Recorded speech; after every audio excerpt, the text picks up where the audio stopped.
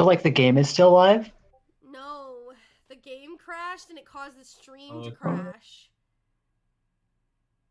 Oh, okay. Fuck. All right, hold on.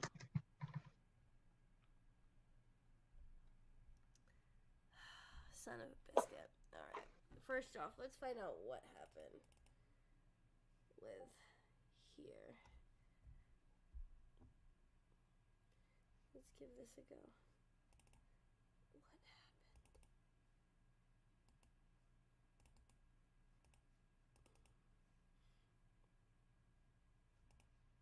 Like, nah, for real. Like, Danganronpa V3 crashed, and then it took out my shit with it. Jeez. What the fuck? Open. Yes, open the game. It literally crashed and took everything with it. What the heck? Hi, guys. I'm sorry. We're trying to figure out the technicalities. My recovery is doing much better. I am doing much better on a lot of bases. I'm now trying to just recover my stream. What the heck?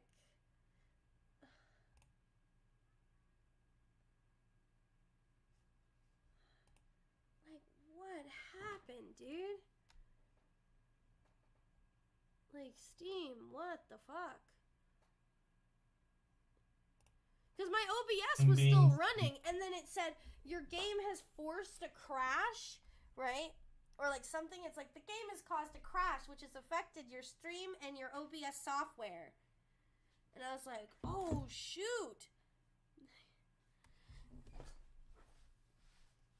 Like, I've had games, like, quit out on me, but I've never had one just, like nuke my computer.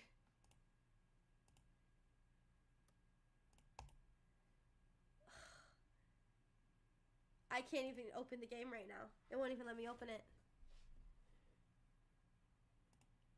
It won't even let me open it. What the...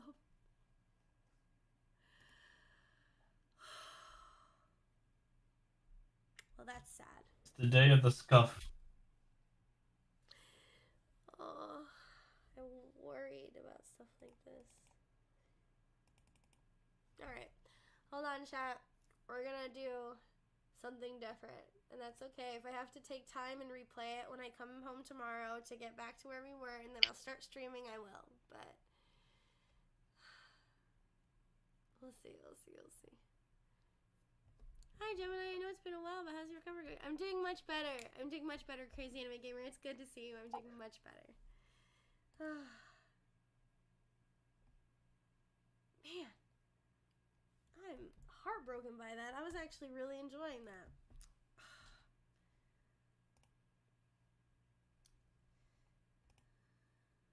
Let's go to my settings and see what's up. What's going on? System.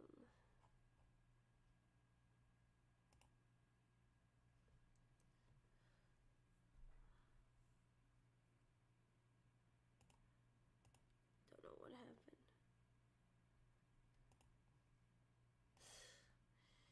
It looks like I will not be able to play any more Danganronpa tonight. That's very saddening. I'm actually really sad about that. Gemini, how was your Christmas and New Year's? How was your Christmas and New Year's? It was going very good. I spent time with Michi for Christmas and got stuff started. It was good.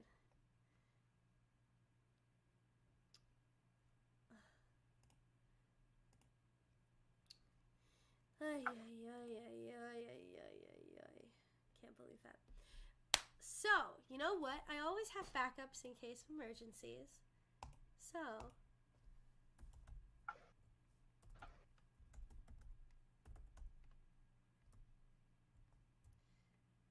don't worry. Gem always has a plan.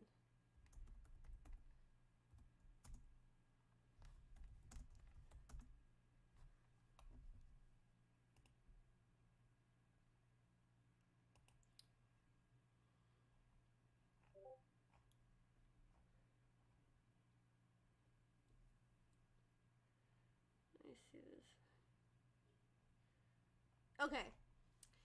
We're gonna do something fun. I actually have something I think the guys will enjoy participating in as well. So. I am intrigued. I found this just in case I wanted to do a stream like this.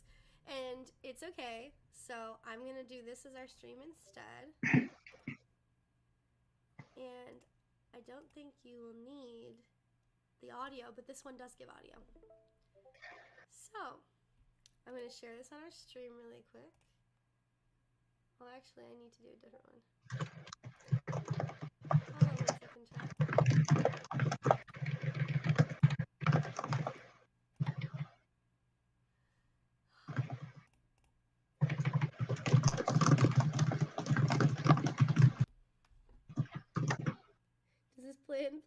This is planned include Tahiti. I really miss these streams, minus the scuff, of course. Trust me. I would always prefer lack of scuff than everything else. So let me see. V3 was just too powerful. I don't know. Like Monokuma came in and just the stream crashed. I like how we joked about it being like a 10-minute game after, turn 1 ran into the Gundam ass things. And then actually. But it's alright, because I am doing something else. I'm gonna do something else. Something else. Okay.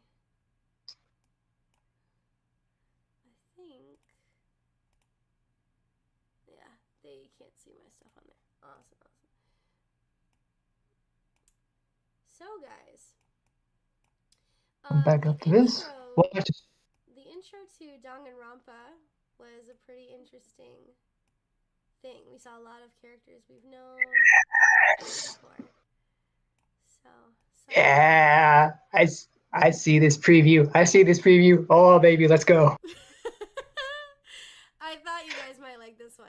So, I'm gonna throw some hands. Let's go.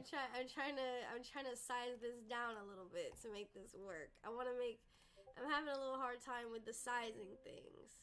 So I'm going to try and do a thing to size this down to make this work. New source. Let me do this one. Yes. Okay. And will this thing let me just do what I want to do, please? Yes. Thank you. Thank you. Okay. Now I know she's not perfect, but she's giving. So,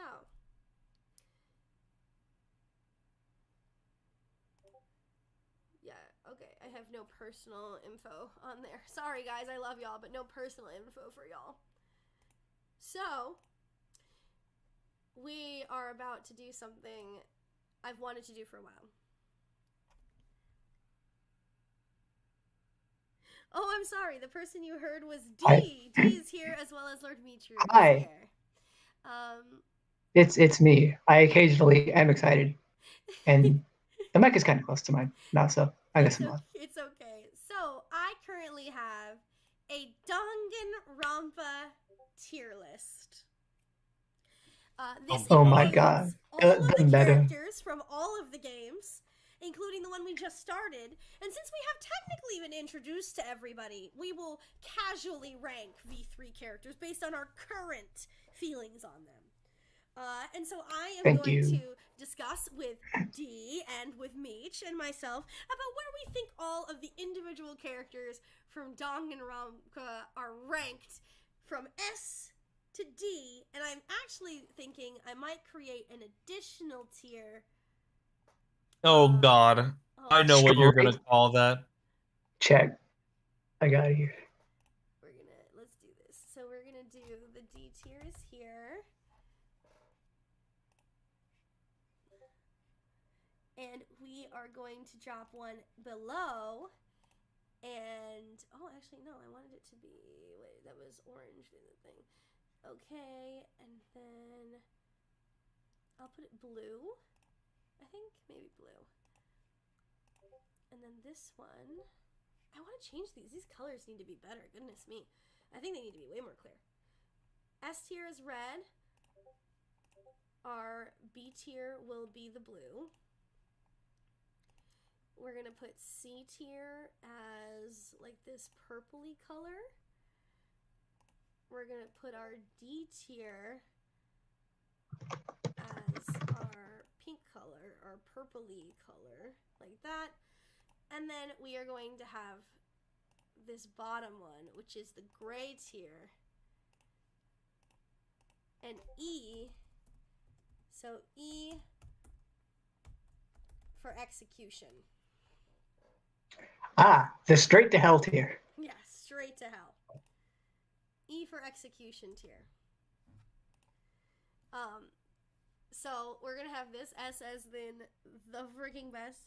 Gem sounds far, but Michi and you sound clear.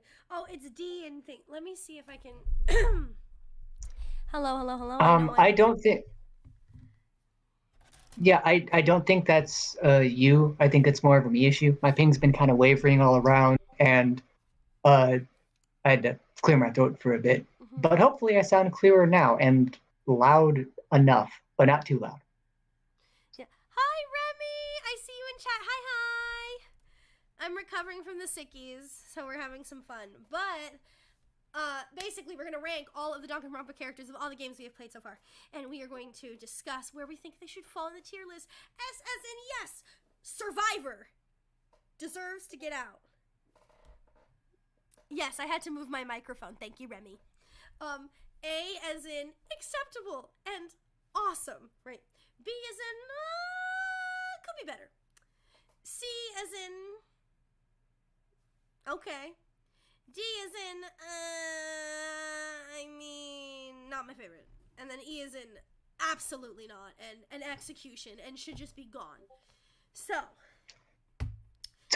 to be clear, we are ranking these characters based on their personalities? On how we feel they should fall as characters. Overall. On how... So how we feel about them as characters? Yes.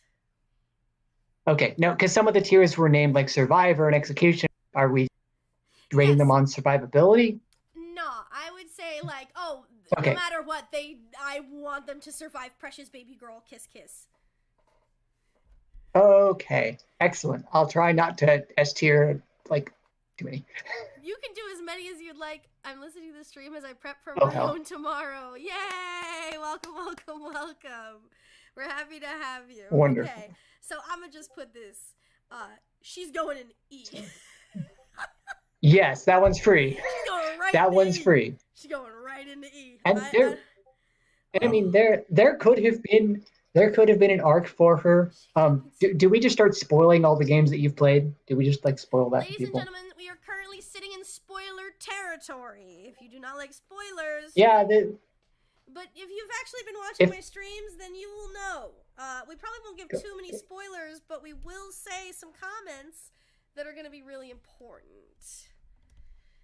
Yeah, if you're not sure, just go back and watch all those hours of streams. Gem is amazing.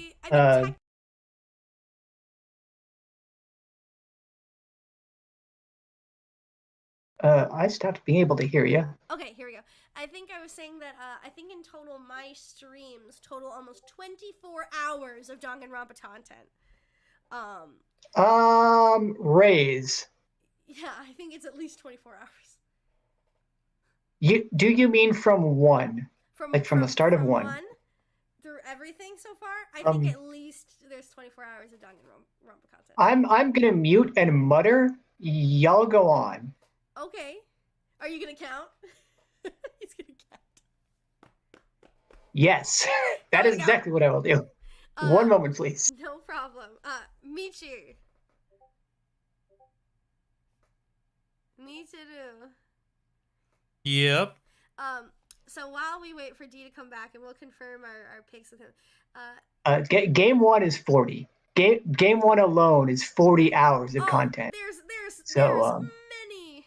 Hey, I can listen to them while I work. It's fine, lol. So there's hours upon hours of content. And actually, as promised, I will soon take all of those videos and make them into one massive fucking video. Which is all of the gameplay. If YouTube will let me, if the YouTube gods will not punish me. But then there's that. So it'll be good.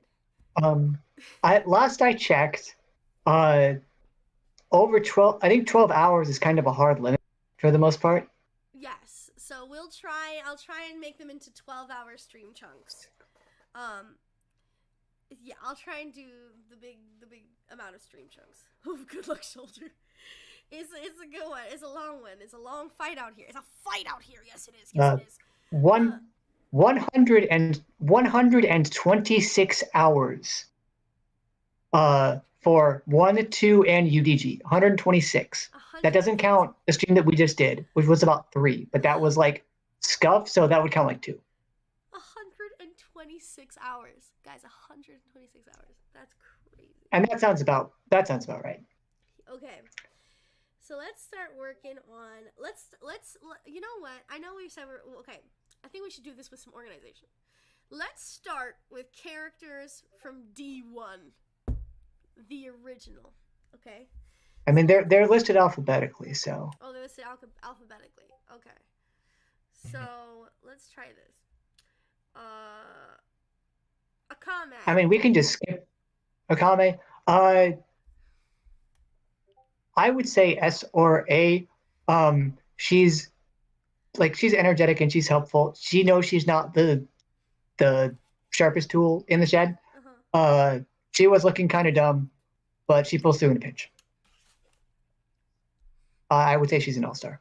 I would like to put if her I had this tier. I think that's reasonable. I'm gonna put her in. I would say it's a swap. Michi, what about you? How do you feel? Keno? Agree. S tier. S tier, babe. First S tier, babe. Okay. And chat, feel free to sound off. So and chat, you can put your feelings about the characters in here as well.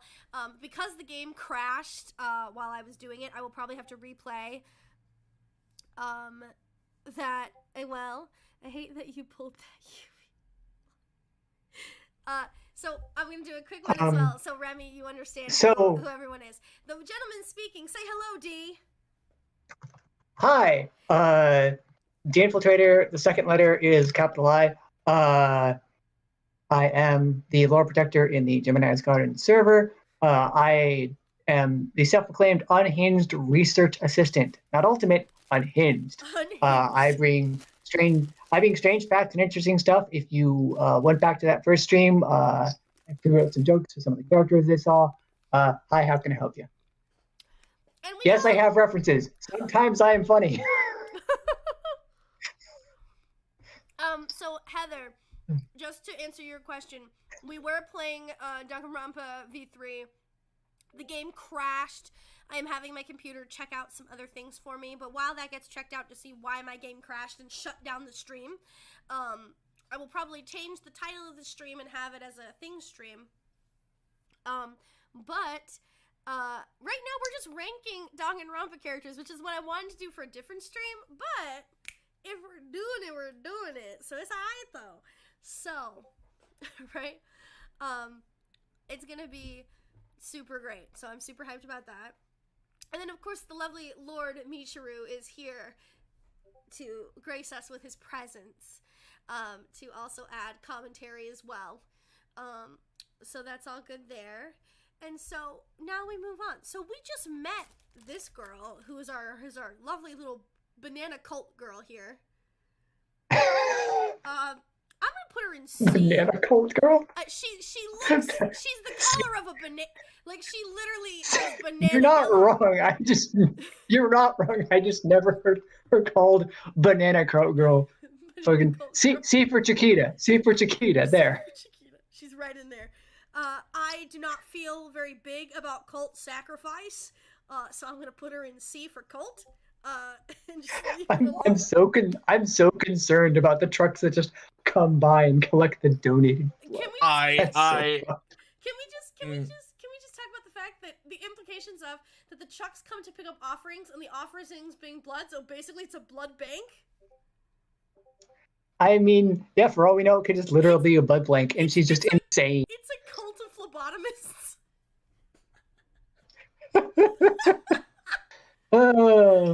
Yes. That's good. So, that's Countess Elizabeth Bathory. Yeah, that's somebody with it. Let's go. Hey, and so we hit him with the unhinged research. C for cult. All right. Then we have Aoi. I'm gonna put her in A tier. Does anyone want to dispute Aoi being an A tier? I thought you'd put her higher. In S? You think I should put her in S? I thought she would be S. So, you know, I almost put her in S because she is great and wonderful and pure and always hopeful as best she can. But the reason I would kind of knock her down to A is, I mean, understandable though her reasons were, she did try to deceive a lot of them to get them all killed. That is the truth. That actually is the exact reason she's not an S tier. That, to me, at least, she's not an S tier.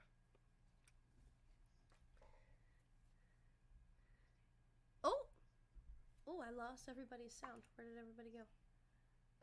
Hold on. I'm here. Check that. Oh, there it goes. Okay, sorry, it popped in and popped out. I muttered for a second, so you know I was there. Thought you could have just not heard me. It's okay. Oh, I have our stuff on screen. Let me switch to my tab back. Sorry, guys. Yeah, I always S rather, and S is a good like I can see S. We can all understand why one would put her in S tier. She's great, but yeah, always great. Yes, Kimono Gal is all the way in execution. Yeah, that one was free. There could have been an arc to that character wherein the loss of her best and only friend would have made her kind of try to become a better person, like we saw with Fuyuhiko. But that did not happen, and I'm not 100% sure that she would do that. The only arc that girl has is when we punch her into the...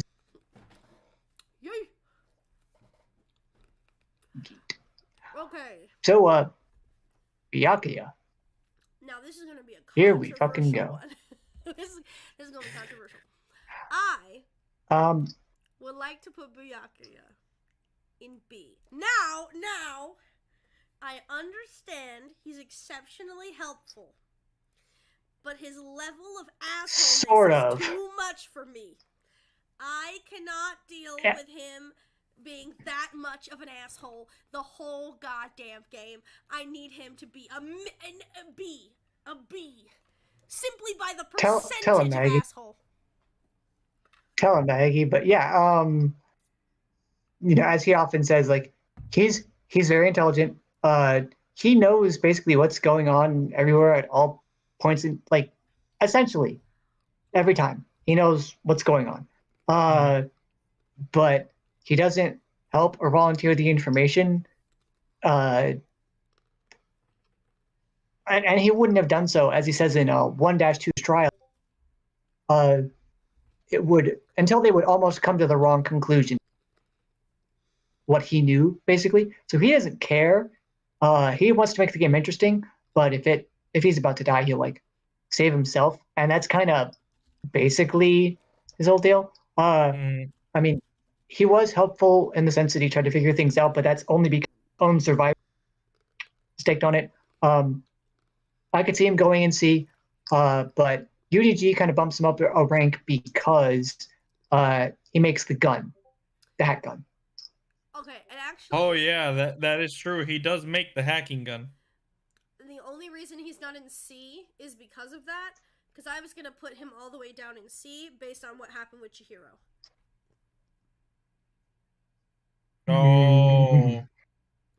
Yeah, that was a trial. He's lucky he's not all the way down in fucking E tier, right? Because I can acknowledge he made. Yeah, I mean, if he was a dumbass. Yeah, that with the hacking gun and all the other things where he redeemed himself with Future Foundation is the only reason why he is not in a lower tier. I'm being completely honest. So I understand he is a valuable asset. He is still an asshole. So, how do we feel about keeping him in B? Should he be lower or higher? Where do we feel? I think B is good. Check. He's good. Okay. Now, this one I'm a little whatever on. Where do y'all think Celeste should be? Ooh. Time.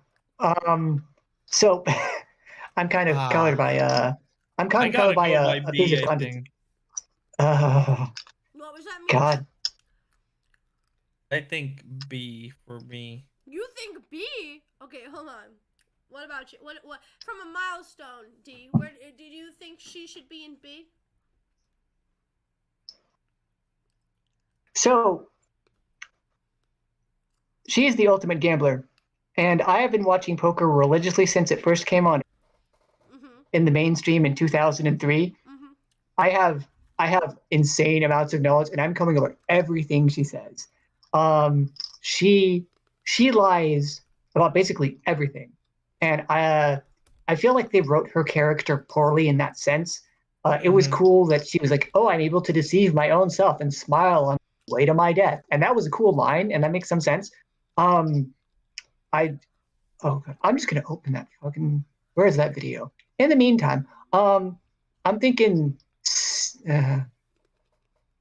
See if I'm not all super crazy, like over nerd about it. C or D, I could see because in gambling, you try to mix doing your strongest and weakest holdings, doing the same thing with them, to keep yourself unpredictable. You need to create the element of doubt, of truth or lies in the mind of your opponent when you are gambling, no matter what you hold. Celeste, based on her words, does not do that. She lies far too much. She lies about things that are not able to be objectively verified because she sure shit ain't taking you along to those crazy ass gambling tournaments or you're not going there. So you can't tell whether that's true or not. You can't tell everything says is true. Her name is a lie. I have words about the fact that her real name is the thing that sets her over the edge, but we don't have that kind of time today. She is written overly flawed because I think of how we don't have Japan in general views gambling. So it's C. She was very close to being an amazing character for me. Even though she was a gambler, no, she lied to get money, which makes sense. But C, maybe D for me, but it's probably more likely C. So I'm fine with C. I originally was thinking D, but I wanted to hear what you guys have to say specifically about Celeste because it's just like character. Remember that I told you that I'm like her character was very well written in the start until it came that she was the villain and like suddenly her acting skills got and her lying got so bad, and it's like, how do you go from having the greatest poker face to like, oh no, he's here, help? It's like that. Yeah, how? Like that was so like I think a friend of mine said, Celeste was so strong in this instance that they had to nerf. Yeah, because like she had the perfect poker face, everything throughout everything, and it's like in that moment, help! I'm lost, help! It's like, and when she flips over her name, when you flip over your name and then game time or in playing time, you are able to reveal, oh, I can smile on my way to death, but don't say my real name, motherfucker. Like that's just bad. Like you wanted to kill this character off so bad that you wrote such an indelible flaw into her. I don't like that. She deserved better. But C tier. definitely think Celeste could have lasted longer, but I feel like they threw her character away. Does that make sense? Like, that's what it They wanted like. her dead. If they did not expressly go out of their way to destroy her, she either wins the game by deceiving everyone and being not voted as the Blackened when she was, or she just goes through the whole game and wins. I think once again, it's like I think once again it was an overcomplicated plan. Like, it was overcomplicated, and the problem is that when you you make things overcomplicated and they're too complex, you can't deal with all the variables, and that was the problem. But I mean, the variable was Hifumi. Yeah, Hifumi is the variable. That was the variable. Right. And but you needed another person to distract people in different locations physically.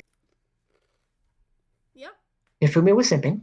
Mm-hmm. You know, Hifumi was simping, and that's part of it. But it just, I don't. Anyway. Crazy. C2, sure. So now I'm gonna just make an executive decision. Baby. I'm sorry. You mispronounced correct decision. Exactly. I'm gonna make an executive. I love little side bit. So this is a little side bit information from about Gem. So in the game, if she would have ranked Chiaki just based on the game, she probably would have ranked her B or C, because the game, unless you spend time with her, does not focus Chiaki until like the final moment. Is like, yeah, she's the traitor. Haha. Now the trial is completely focused on her and hello, me. Like, that's it. But the anime like expands so much on her, and you realize that she is basically the driving force of the whole class. Yeah, so Chihiro is in S tier. Yes, that is correct.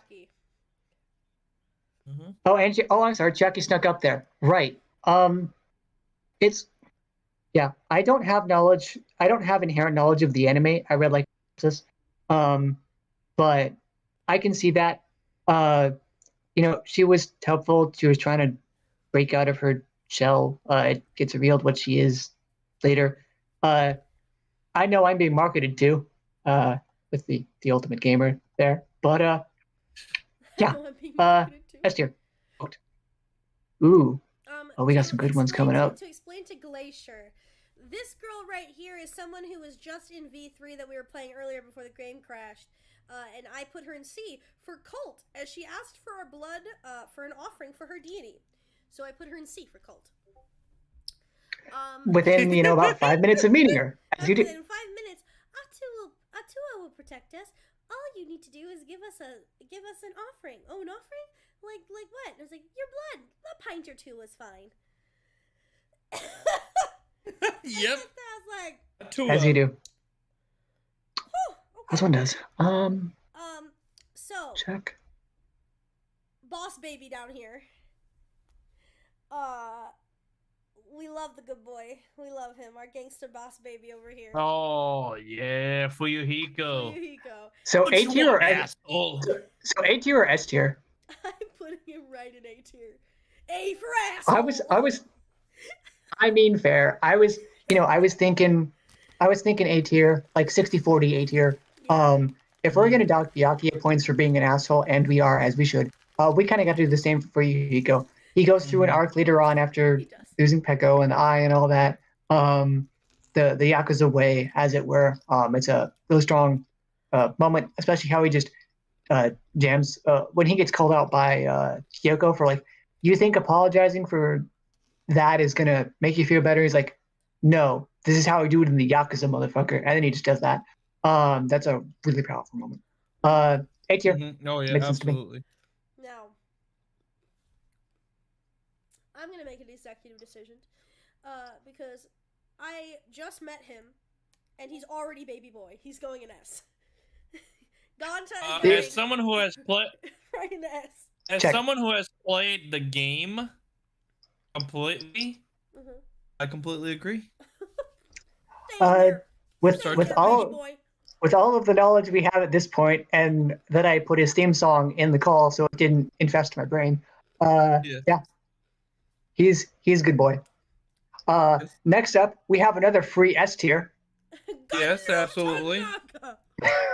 It is I, Gundam Tanaka, the ultimate breeder. You shall meet the force of my dark devils of destruction. God, I miss Gundam Tanaka so bad. He's so good.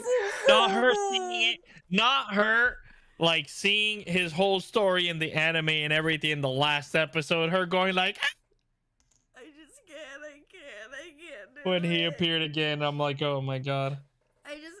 God, everything with Gundam makes me cry, bro. Makes me cry. He's really one of my favorites. Like, truly, I could not love him more if I wanted to. He's so good. Okay. My question for Himiko, little kimono girl. The anime did not redeem her at all. I don't think so. What you eating there? Sorry, I was eating a cracker. Oh. Sorry, guys. As I've been sick for the last couple of days, my stomach's not been great, so I'm eating some crackers to try and feel better. Sorry, guys. Oh. But, I don't think Himiko could have been, well, she could have been. She could have been. And the problem is, she wasn't, and she continued to be awful. Yep. Oh, wait, Himiko? Our little kimono girl. Hiyoko. Hiyoko. Himiko is the mage. Sorry. Oh yeah, that's true. Their names are similar. It's you know. But that's okay. Now, our boy, Pro Tag number 2. Oh boy. Now. Just as him or as the entire summation? No, I don't think his other thing is in here. I need you to scroll up, please. Just a little. It's not. Okay, so it has to be the summation. It is summation. So. Wait, what the? Wait. Scroll down a second. Oh, there he is. Yeah, there he is. Oh, damn. There he is. Oh, he's there's special. Izuru. So okay. we have the anime people. Okay, never mind then. I was gonna see All right. who else is there. We have the anime people. We had the Despair Girls people that you rescue. Is this from the fucking light novel? There's characters from the novels that you are not gonna have. Yeah, there's what the fuck is bottom left next to who the fuck is that? Who, bottom left? Bottom left. That's the what girl. The that's the fuck is. So remember how Danganronpa Ultra Despair Girls? You had to save the people that they most value because Junko kidnapped the people they most valued. Yeah. Is that the one for Hifumi? Yes. Yes. That's the Pretty Cure thing. No. Hifumi was his sister, but then that's Hifumi's like angel or whatever. That's the thing he loves. The anime thing he loves. Is that? Yeah, Pretty Cure, Princess, whatever. So they kidnapped the character. A picture of the character? What the fuck did they take? They kidnapped his Hifumi's sister. Sorry. His but brother. Precure, I don't know why Precure is here, but whatever. Okay, never mind. Carry on. Yeah, I thought it was kidnapped. I'm like, wait, no, they kidnapped his sister. Yeah, it'd be kind of weird to just like take a character. Yes. No. I'm gonna put it. Talking about it. Yes. Yeah. Yes. Glacier. This is the entire ass series. Most of these people. Some of these people are in the anime. If you haven't seen that, you wouldn't know. We did just meet a bunch of people in V3. Go back and check the last stream. See our introductions of those 1 and 2, UDG, as you do. Danganronpa IF is the light novel that I am also not familiar with, but I'm sure there are characters from there in there as well. I just don't know who they are. So some of these I'm gonna check down. I will basically be doing the ones for the game so far. Excellent. So that way we can deal with it with the games, and after the stream I'll probably show D who I like from the anime. Yeah, so there's all this.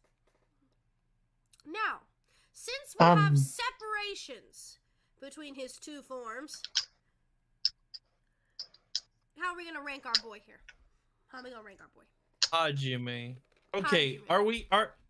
Are we talking about Hajime like when he always looked like this, even when the Izuru Kamakura personality was still there after the events of Danganronpa 2 in the events of the anime, or are we talking just about in-game Hajime?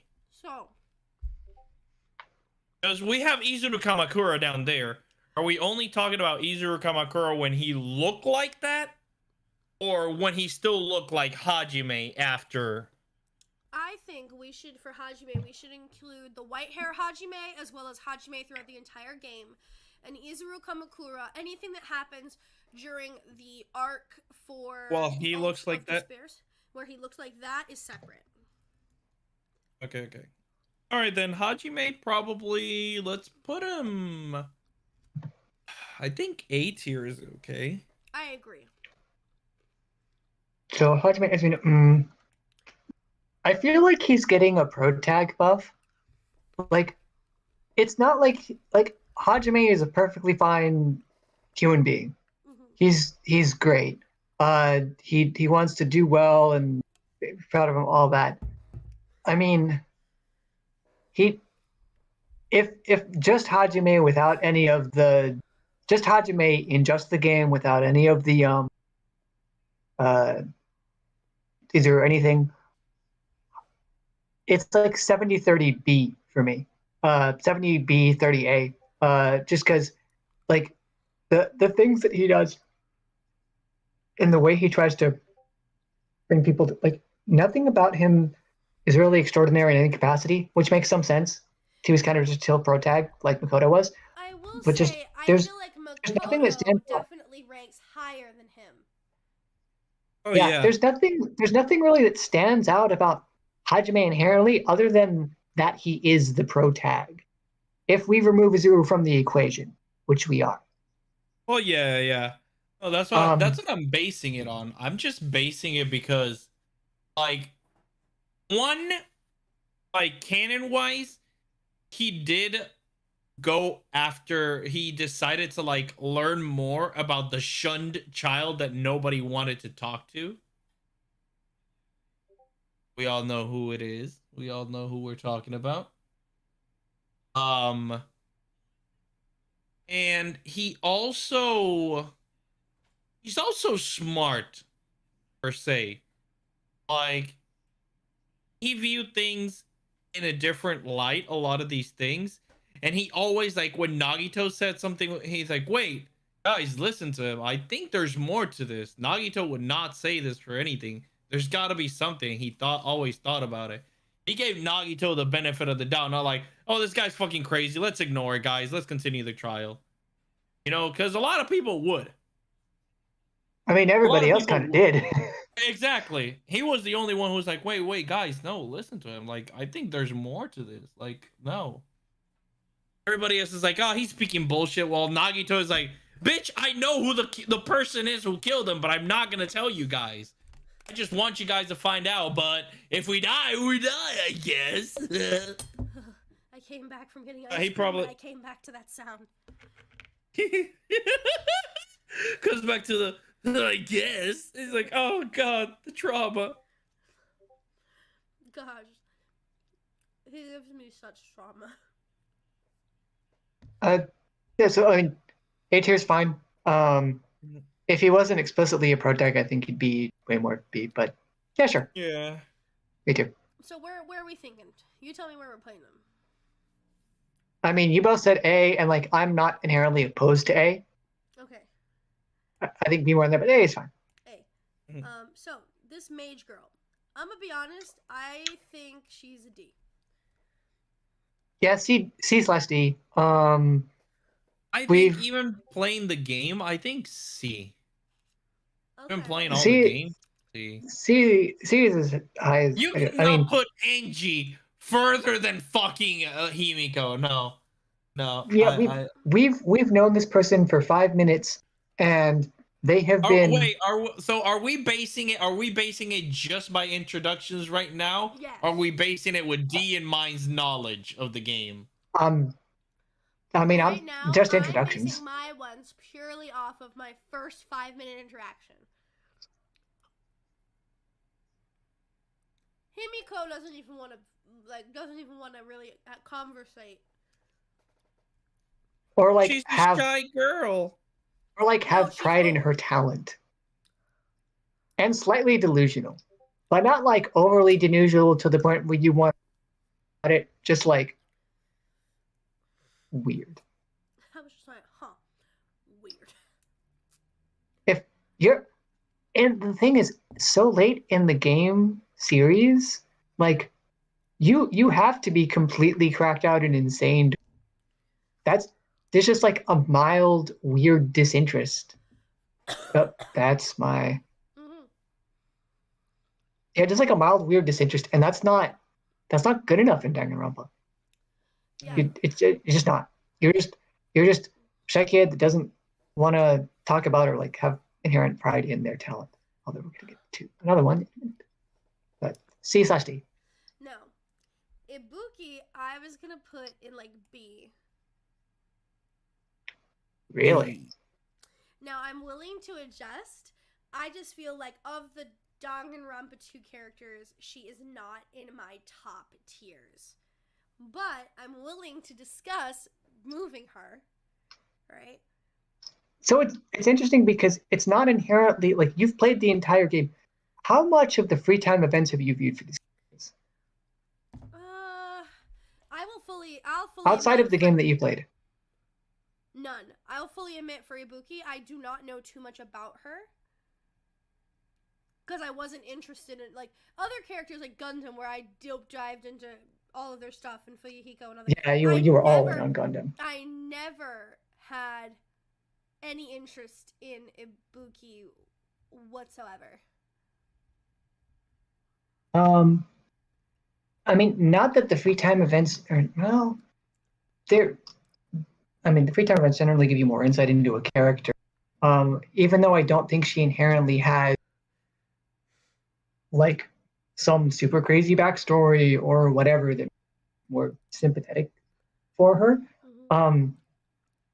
I kind of like, she's pretty one note, which is funny because she's a musician, but she doesn't have the character depth that would put one at an S tier character. But I guess I just like the energy and the sense of inclusivity, because I think we saw the concert scene where she tried to like have everyone come together and like even help someone that she hated in the form of Hiyoko as a sort of memorial service for Mahiru after she died. You know what? Then I would appreciate that to put her in A. B is as low as I would put her, and it's like 90-10 A for me. Like I can see why one would. Excitable though she is, like that's kind of all you get, and she's kind of weird. Although her hearing does is a plot point in the first trial. Her skills are set to good use, and she means to help people. So I would say A, but B's not the worst. Okay, Michi. I think I agree. Okie dokie. I'll say A. Okay. Now we're on to a controversial discussion. Check with Checker's intentions. What do you got? Where do you fit Junko? Where do we put Junko in Ashima? I think we both know where Michi puts Junko. And I've got a pretty good idea of where I put Junko. So I'm going to check this one over to you. Jen, where do you put Junko Enoshima? Okay. Now, I think here we're gonna have. You're asking me? Okay. We're gonna have vastly different ones. I think we know where you put Junko. I feel like you both want her to be S tier. Is that correct?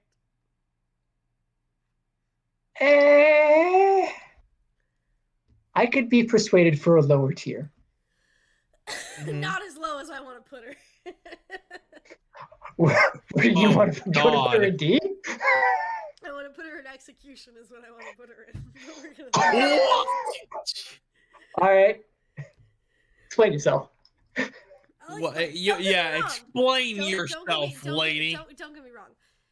Junko, for 3 fucking games, has done too much fucking shit to me for me to put her in an S rank. So it is a personal vendetta. No. So it is a personal vendetta. She is, which is understandable in that sense. This voting is biased. Is what we're saying. She is literally the catalyst for every fucky wucky thing that has gone on in 4 games and an anime and a light novel series and an entire thing, and I refuse to put her in S. I'm sorry. No fucking way. Not after everything of manipulating 4 small children. I will not. Not with Giant taking over the universe, killing Chidori Dei. I'm not fucking doing it. No, she's not getting an S tier. I'm telling you right now. Killing Chidori? Wait, what? Oh, Chiaki as AI. Chihiro as AI. Killing the crows. We've gone full Naruto. Sorry, I missed. So it's E. It's E because personal. Okay, explain to me why you think. Now keep this in mind. No, I'm just. Junko Enoshima, the ultimate despair, should be S tier. I would like to hear your answer. Okay, no, I just wanted to understand that you were voting E because personal. Yes. Yeah. Okay. Entirely. And the thing is, I don't know I'd inherently put her in S with the quickness. And there's there's like extra double side knowledge. I think I learned something about her actual ultimate talent and like what it means, but that's from the light novel? Question mark? Which I haven't read. I think it's from the light novel, but if I didn't have that knowledge, because the amount of the skills and the resourcefulness that it takes to get such a following, like Mubo Kokichi, this is the ultimate supreme leader. Get wrecked. I don't know. Get your balls stepped on. I don't fucking know. But and that's probably partially due to the voice actress being a fucking like absolute god. But I think her crazy unpredictability, her style, she's a very memorable villain, not necessarily because of the high school setting that it takes place in, but because of her unique brand of insanity. That I agree. I can see I can see A tier because even in an instance in a world where ultimate talents exist and are cultivated by the government, all of the thing that she does, like take an insemination, is a little far-fetched. To just have this power, and I mean, I guess the side power that I won't discuss here.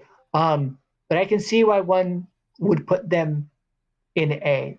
I would say 60-40 S because her appearances thus far have been memorable and they've been at least somewhat unique in what, even though they're intending to accomplish the same thing, the way that they go about it is different and kind of fits well into the themes of each game.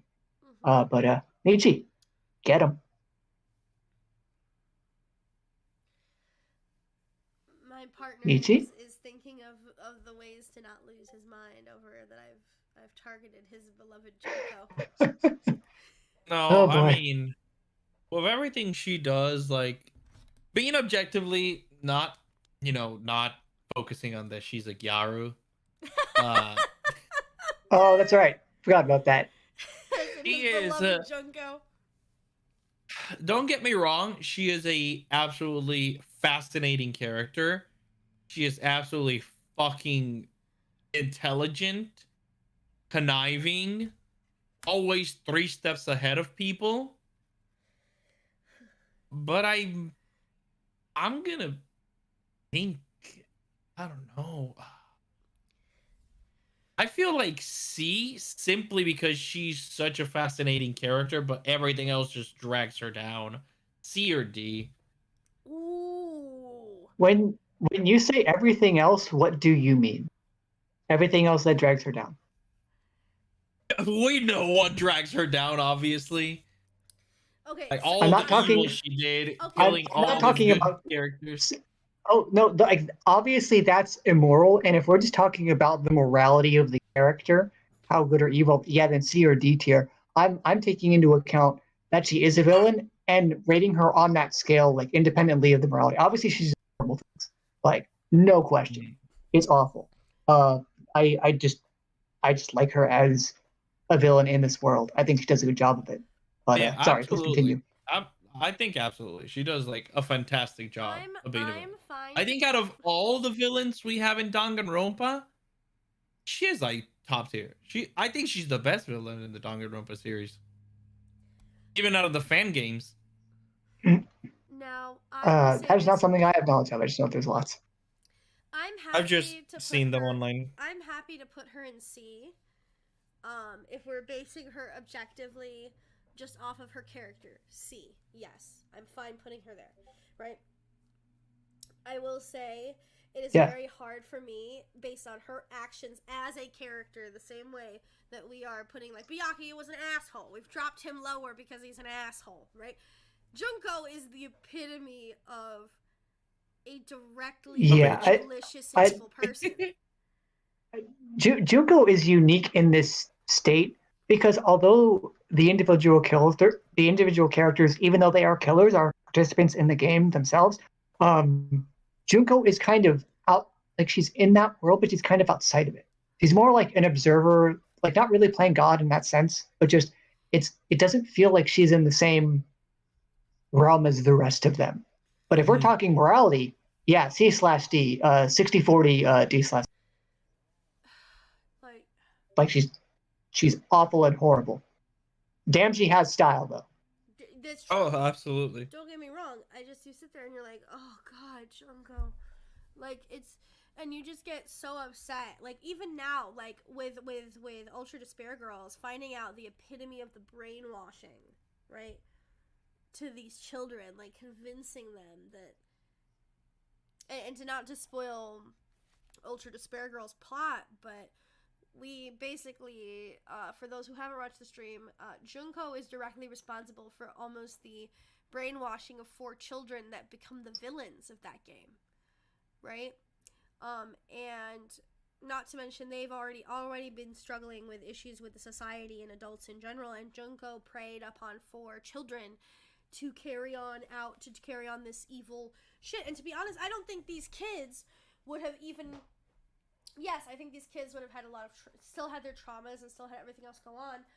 I do not think they would have escalated the way that they did without her. Without a doubt. I don't think absolutely any of them would have escalated. Maybe Monica, right? But Monica's already crazy. Yeah, Monica's already wild. I think that Junko preyed upon these kids and basically ruined their lives. She preyed on those kids and she ruined their lives. And that's the big one that sits with me a lot. Yes, the killing games are terrible and going into the AI and all the other stuff, and especially what she did to Chiaki, which we see in the anime, and Chiaki's legitimate death. It's put me in it's heartbreaking. It's heartbreaking. So heartbreaking. It's heartbreaking. I don't often cry while watching certain things. I think it's very funny because people are like, "Oh, Gem's so emotional in these games." Danganronpa brings it out of me because I'm a very empathic person, and I had to pause the anime because I was devastated. Oh yeah, I've heard of several episodes where it's like, yeah, the DR3 anime, fuck this episode and this episode and this episode and this one. There's an entire like multiple basically actual wrecked. There is basically almost an entire episode designated to Chiaki's death, and it is directly Junko basically torturing her, and it's terrible. Right? And basically how you see, remember how in Danganronpa 1 we're talking about like, oh, what the fuck happened in this classroom? This classroom's all bloody and destroyed. We see what happened in that classroom in the anime. And how Junko did it. Right?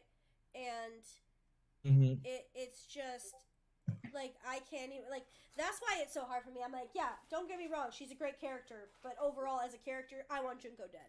Junko executed. Oh yeah, no, that is completely understandable. So that's why I'm like, was it C or D? I am gonna put her in D. Anyone have any objections? Based on the criteria presented, nope. No.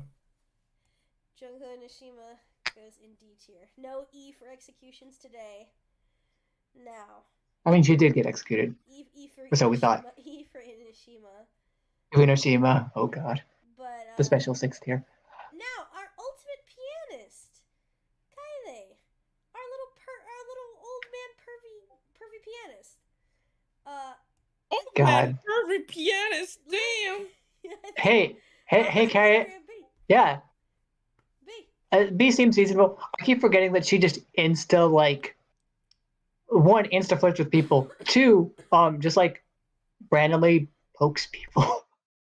And just like, okay, girl, you don't need to show what them fingers do. Just chill.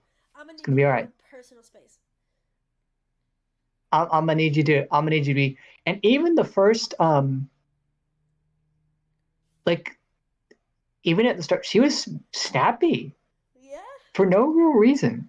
She was just kind of raw. I was like, ooh. Which one? What? She was snappy at the beginning with our detective, where she was just like, "Hey, I'm not a with emo boy." I was like, oh, we're in love with an emo boy. He's so cute. Now, moving on. Our astronaut boy. Where do you want to put him? For my immediate reaction, I want to put him in A. That's just me. Yeah. A. I mean, despite the fact that he committed probably like all of the felonies. And getting into that test. I was like, okay. Yeah. So he seems like a really good, uplifting, positive guy. He's the shonen anime son of bitch of a whore. He seems like a dreamer. Like he seems like he has like big S rank. S rank for you want him in S rank? S rank for a boy.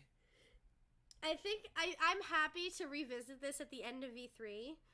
And so I think for now, I would like to put him in A tier, A for astronaut. And put him right in there. Save it. You should save it. Yeah, we should absolutely revisit this after. I do tend to try to be a bit more conservative with my rankings, like putting them a little lower if we're just doing the B3 people, because we've barely gotten to know them. But yeah, A or S, I think. I can see the S argument, but A for me, I think. Okay, so we'll leave him in A right now for astronaut. Now, I'm gonna put him in D. I was wondering how low you would put this. I was wondering. I don't want him dead, but I don't like him. You know what I'm saying? You want him to don't. Kazuichi Soda. Oh, Kazuichi Soda. Oh my god. Yeah. I don't want him dead. D sounds about right. I'm gonna put him in D. D sounds about right. Okay. Yeah. Our robot boy. I agree. think I want to put him in A. Kibo. I would want to put him in B. I know we saw him getting teased by Kokichi, this sassy lost child. Sassy lost child. I mean, well, technically, there's two sassy lost children. The other one is fucking Angie. Too many sassy lost children in this.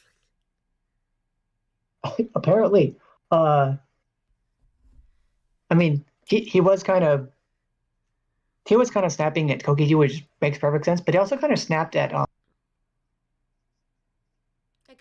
Shuichi for no, or I think it was Shuichi was like, "Hey, are you really a robot?" And he's like, "I have a recording function."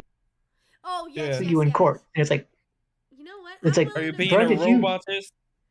Kibo. Yeah, you being a robot. K1BO will stay. I think could be in B tier. I personally like him higher. I'm like, oh, he's a cute robot boy, but I'm gonna leave it alone. Now, our maid. I don't know too much about her. I think I'm gonna put her in C tier because I am I don't know.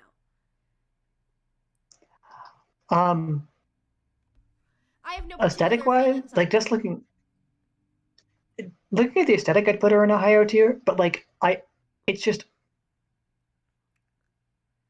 her beauty. Like I like her attire. I just do. I think it fits her very well. It's very elegant.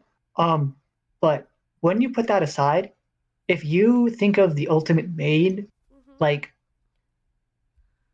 she kind of just hits all the notes. The issue that I have with her at present is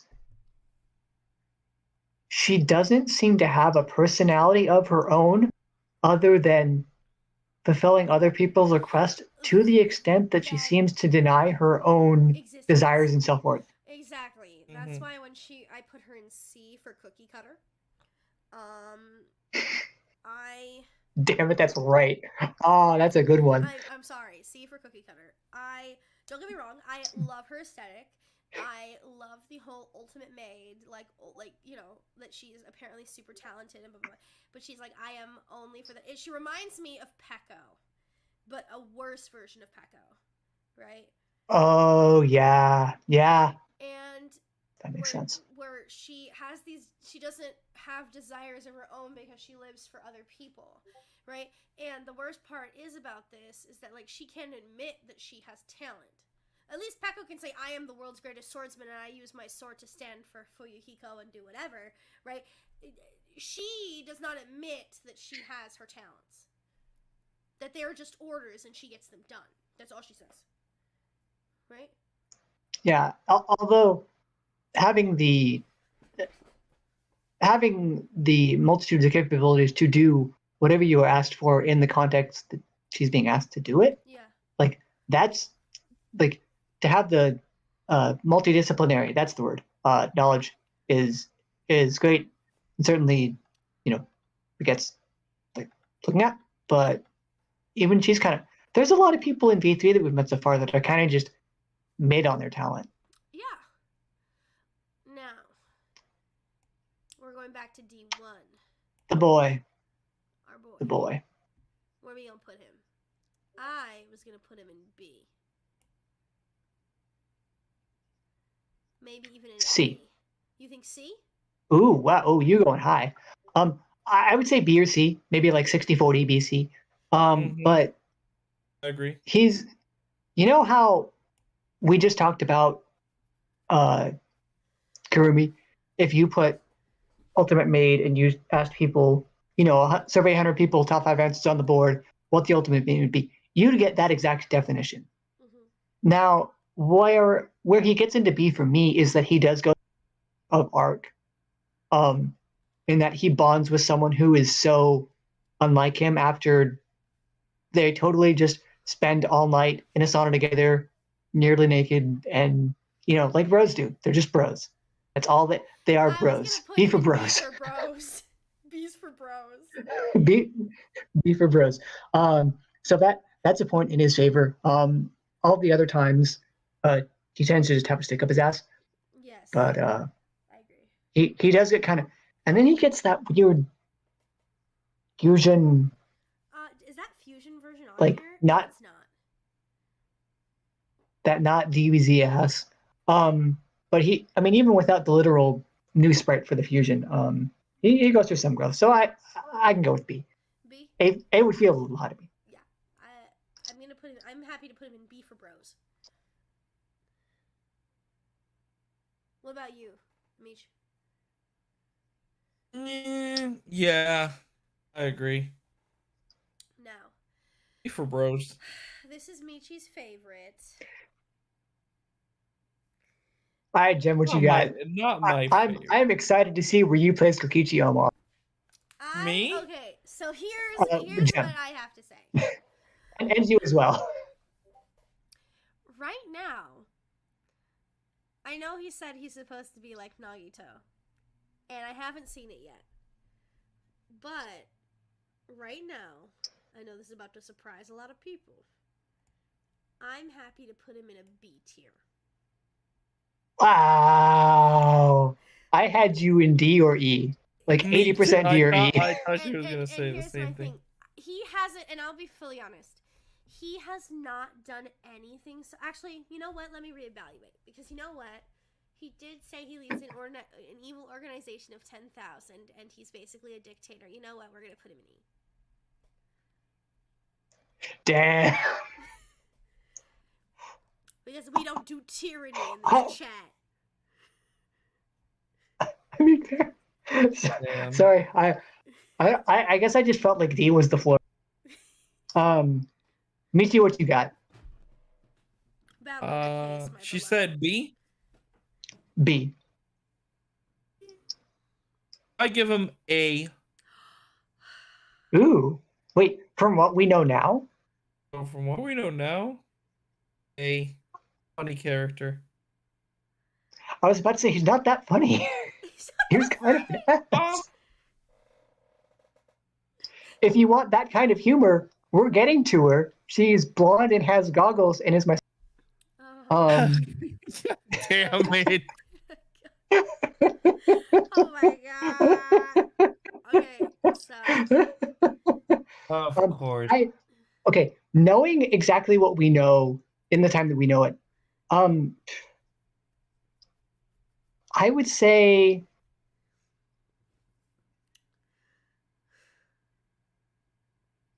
C. I would say C. He openly brags about it, leading a secret evil org, which is weird. Like, secret orgs usually want to stay secret and not have their leader just about that, and just loudly pronounce their talent. Like, that's a weird line to me. He's just randomly teasing Kibo and asking if robots have dicks. That's a legitimate question. It's called a vibrator.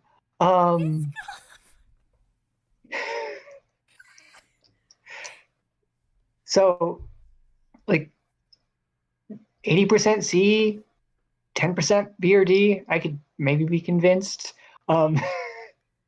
If we're just going by morality of you're kind of a jerk and also you own, you run an evil org, it feels like you want to be Junko. It feels like you're trying to, like, puff out your chest and try to make yourself be Junko, and you are not Junko. So E, I mean, honestly, objective, E's fine. But I would say, like, so probably D. Where do we put him? D? I mean, because Michi, you said it. Michi, you said A, right? Why E? No, A. A or B? Why would we have him in E? You tell me. Well, he just admitted to being the leader of a super equal organization of 10,000 people, and then asked if robots have dicks. Terrorized terrorized Kibo, the teenage robot, and fucking decided, right, to be an ass the moment we met. At this point, I'm like, cool. I want you dead. B is as high as I would go for this, which seems to be the argument that you're trying to make, which is fair. The only problem is we also had Nagito, who's way fucking wilder than this guy could ever be. I already know where I'm putting Nagito, so. I mean, probably the trash. No. I mean, I feel. I mean, where I think Gem is putting Nagito is the trash. Actually, you know what? I think all of our boy. Why is our boy next? I think our average is about a C or D. So C or D. Because it's A. So I will put him. It's AC and it's A, C, and E, which is the average of what we hold is C, but it's very polarized. So put it in the C.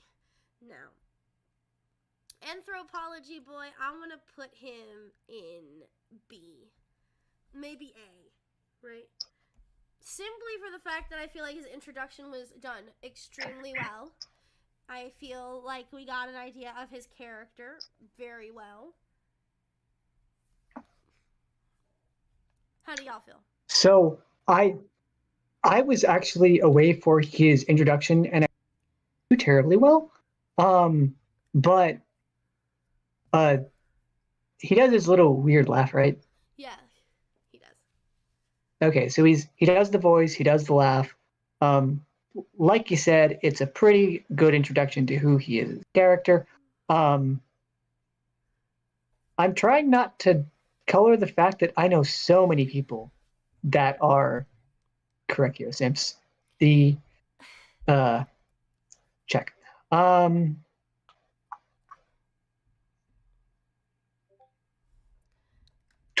A, 80% B, I would say. He's fine. I'm fine with keeping him in B for now, because I know that I could either love him or hate him, and I'm terrified that I will be hurt.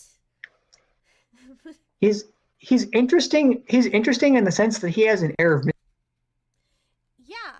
Like, you know his talent, but also just like it's a good hook, not like a hey look at me, I'm going to say like, well, the hey look at me, I'm going to say strange things hook is kind of the Gundam Tanaka hook as well, but it's like Kokishi trying to get your attention, but better. Yes. Trying to reel you into what the character is, but I think it's better executed in the literal first 5 minutes of meeting this man. Oh yeah. I was like, just like the introduction to him was already so good, where I'm like, oh shoot, okay, I feel like I get this guy. Hey chat. If you're around, drink water, eat food. Maybe just chill. You can just put this on like a podcast. Just making sure you're okay. We've been going at this for about an hour 20 now, and our first stream as well. Yes. So, drink water and eat we snacks. Don't have a bottle. Oh, actually, I feel like I want to find fun facts. Michi, have you spoken on Korekiyo? Did I just tip us that? I don't have opinions on Korekiyo. Okay. Danganronpa characters' favorite foods. Let's see. Okay. Let's see.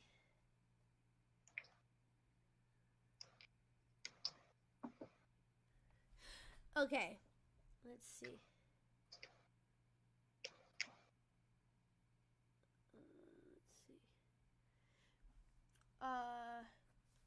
Oh, I don't think these are the official ones, but I've been checking the wiki. I don't think they have official ones inherently. The community is you can make dictated.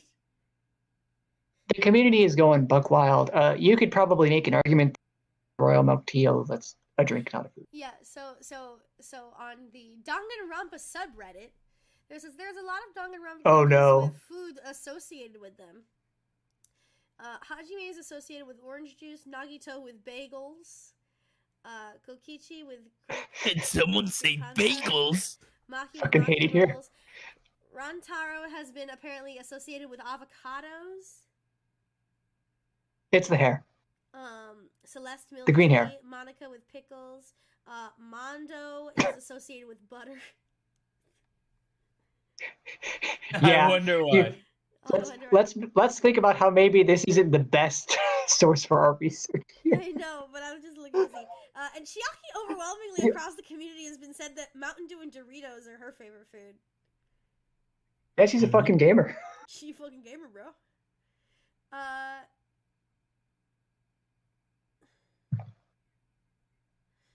me see. Yeah, I don't know. I mean, wait, that could be another stream. Shelve that one away. If something goes wrong, we could do a people's favorite foods. Very nice. What? Where we the three of us just go like, actually, what do we think the DR kids' favorite foods are, and we just kind of go for stuff. So we already know what Aoi likes. I mean, some of them are free. Some of them are already denoted, but plenty of them aren't. Very nice. Now I'm gonna put our girl Kyoko in S. Rocking everywhere. Sorry, what?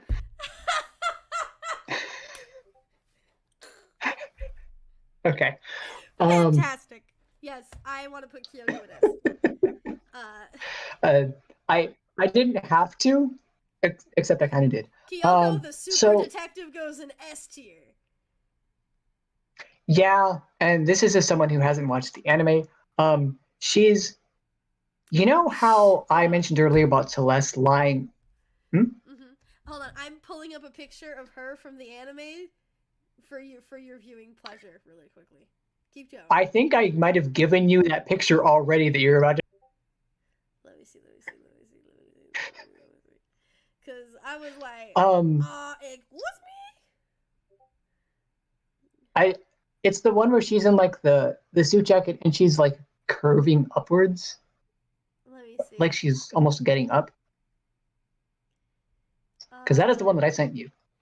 Let me see. I have a different one. Hold on. Yeah. So oh, okay. Let's see. Kyoko is S tier. In every way. How I mentioned earlier about Celeste overly lying. Kyoko, when she is secretive, it has a purpose. Fortunately, she got someone as trusting and like borderline sipping as Makoto to follow along with what she says. You do have to inherently trust her as the player in 1-5, but you are rewarded for doing so. It's a good mix. She's incredibly smart. She proves that in the first trial by getting the clue that everyone misses about pressing the pen down to get the contents of the note that is left by Sayaka on Theon's door. Yeah. So she hard carries a good chunk of the trials. She's just good.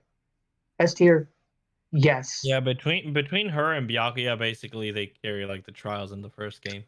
Yeah, like 95% of it. Hold on. What has a clock on? I'm about to send it. Hold on. Kyoko will probably always be my favorite. I love her. She's so great. I love her. She's great. She's fantastic.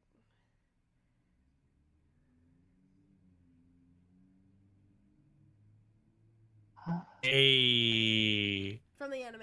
Hey, my girl from the I'm sorry, anime. where is that from? The anime. That's from the anime. Which takes 2 years after the events of Danganronpa 1. Okay, I had just never seen this picture before. Yep, that's from the anime. You're a detective. How do you... Leon.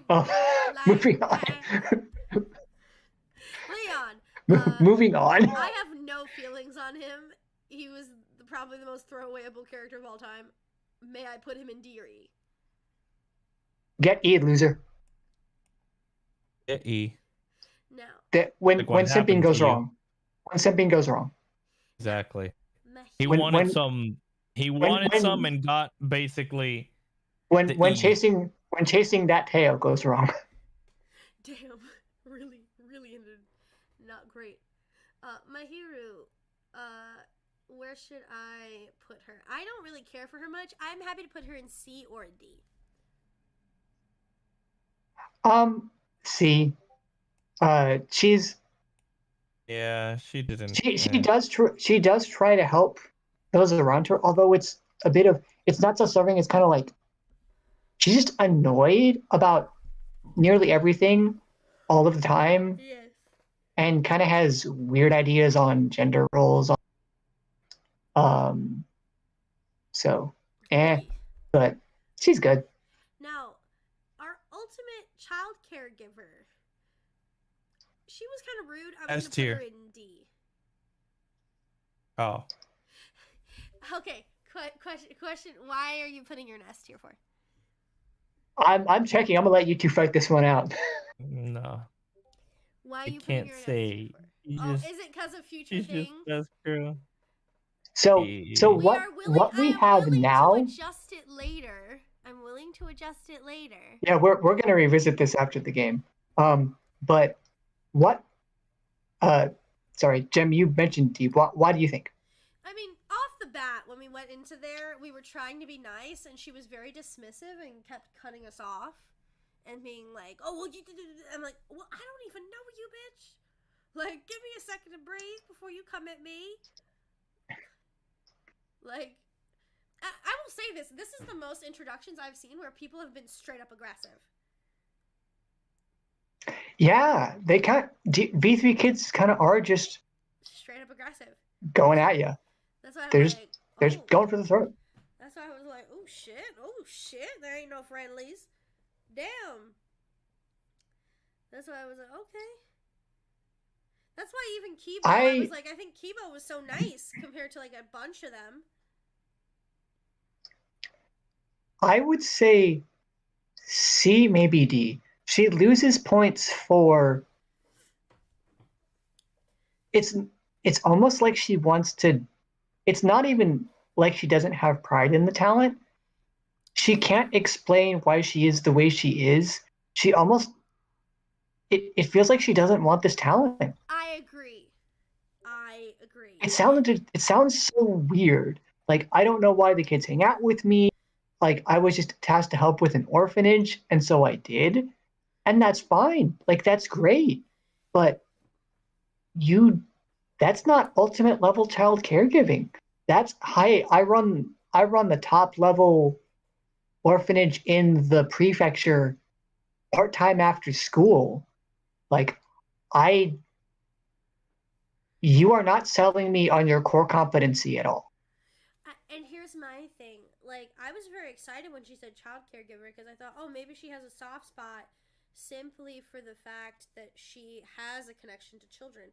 And the fact that she's like, oh, no, it was thrust onto me. And the thing is, like, there are people that are very good at dealing with young children that aren't necessarily good at dealing with adults. In my line of work, we call them children's librarians. But that usually when said children's librarians are asked about kids or story time or the things that they do, they're excited. They like what they do. They're passionate about it and about the kids that show up and this and that. And she's just not. None of those. Exactly. And like it left me feeling kind of icky. I don't know yeah, like it's nice that she does it. I mean, someone needs to care for the kids, and she's willing to do it. But I feel like she's only willing to do it because no one else will. Or they just asked her, and she just did what they asked. That is exactly what it feels. And that's already Kurumi's thing. So, Yeah. C, maybe D. Like 70% C, 30% D. I'm willing to put her. I personally feel like she should be in D. That's just me. I'm willing to do that. I mean, she was exceptionally rude, and I feel like her vibes were completely off. And I will fully say that this will probably change over the course of the game, right? I'm pretty certain it will. But something about a good game will make a good game will make a lot of these changes. Yeah. So a good game will make you reevaluate a lot of the characters that you see now throughout the 10 to 5 literature. Our boy Okay. Oh boy. We putting him in A or S? What are we putting him in? We have to put him above Hajime. So we'll put him in S tier? As in super lucky student? Exactly.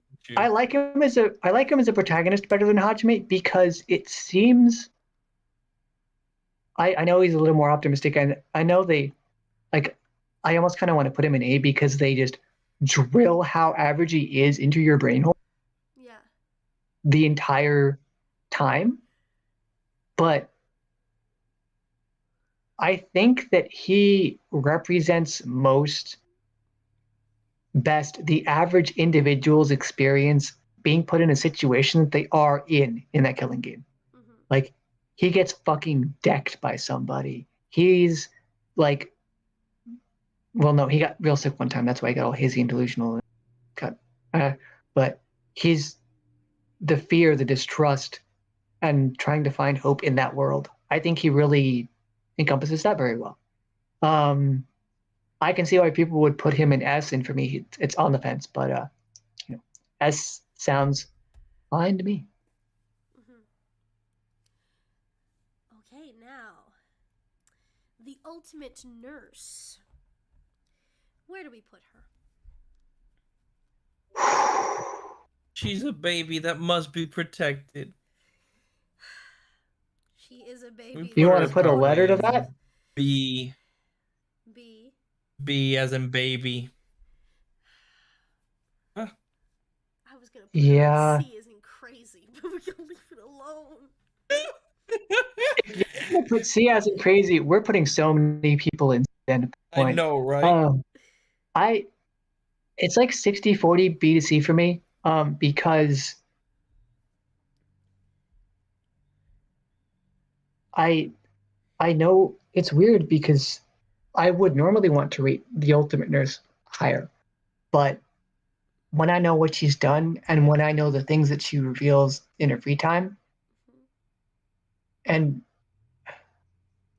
the things that she's done, her history and what I know make me want to put her lower. However, her wanting to be in a nursing field that one typically enters out of a desire to do good, despite what she endured in her past, makes me want to put her higher. B, but it's close. Mm-hmm. So we're thinking B then? Mm-hmm. Yeah, we'll put her in B. B for baby then. Now, Miyu, the ultimate inventor.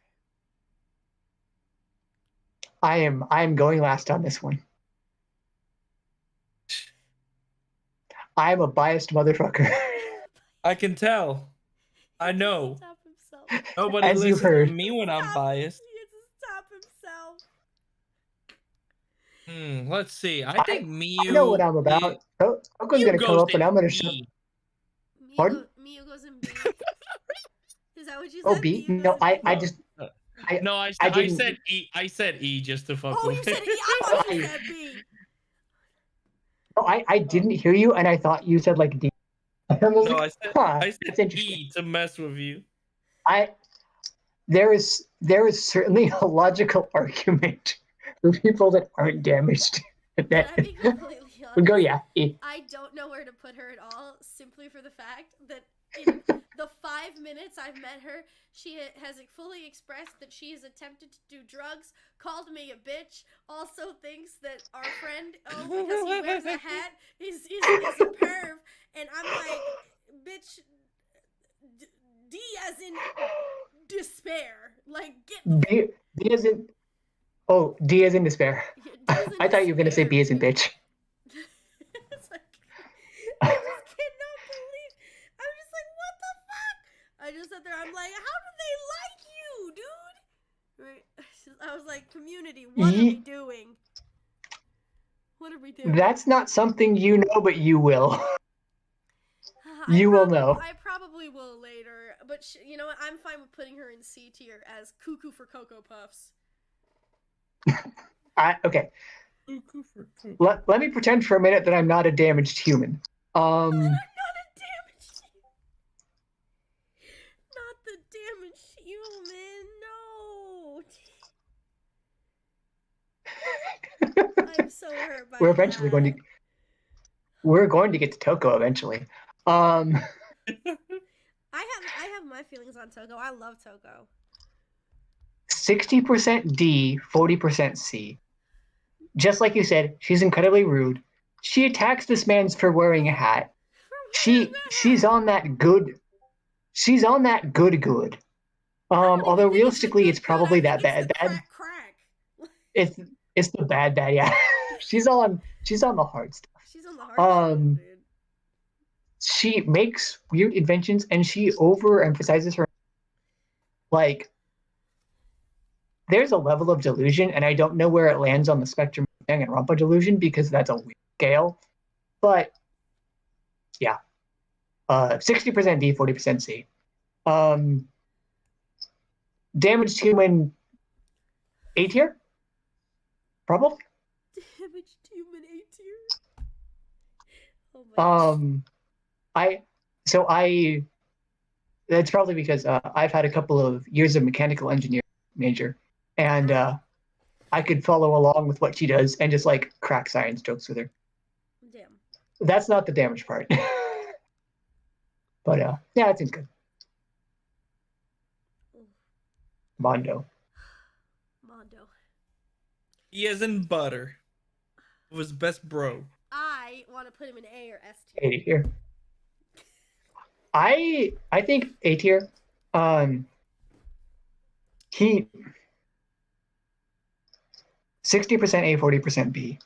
And I would put him in B if you wanted to make the argument of what he did. Yeah. Otherwise, he sticks to his morals in a way that normally isn't inherently detractive to others, except he's with the ultimate halt monitor, so there's gonna be that. I mean, it's unfortunate what happens to him, but I mean, he's a good character. He's likable once you understand that he's gonna be. So if you can get past that, A tier, sure. I might put him in B alongside his bro. Yeah. Bros. Yeah. Love to. You put him actually beside him. Yeah, I did. They're bros. B for the bromance. Muko. A bad bromance. Oh. Thank you. God. I know someone who does ASMR Danganronpas, and I'm trying to evict them from my brain because they color how I see some of these characters, because she just does such good work. I think I know who you talk about. Who do you think I'm talking about?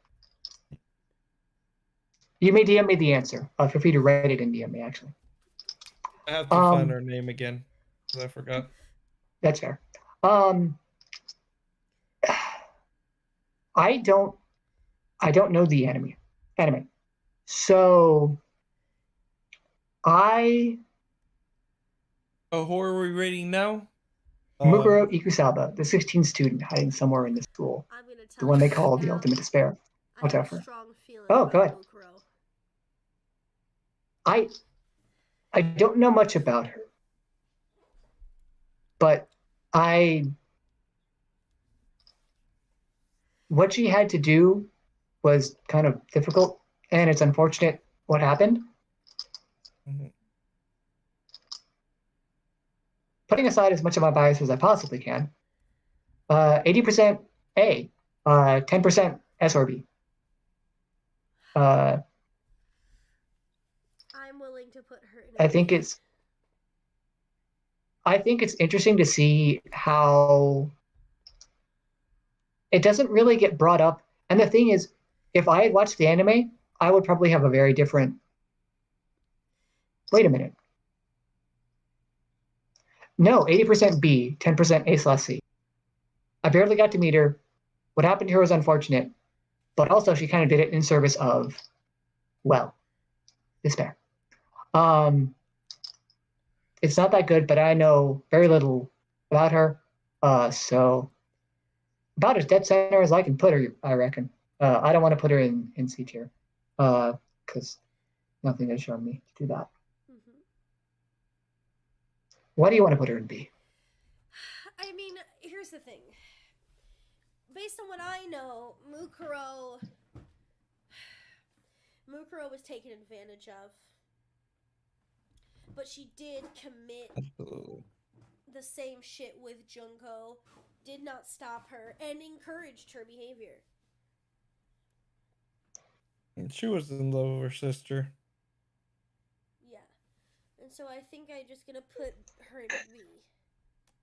And she did it out of familial love. B is in blood related. Mm-hmm.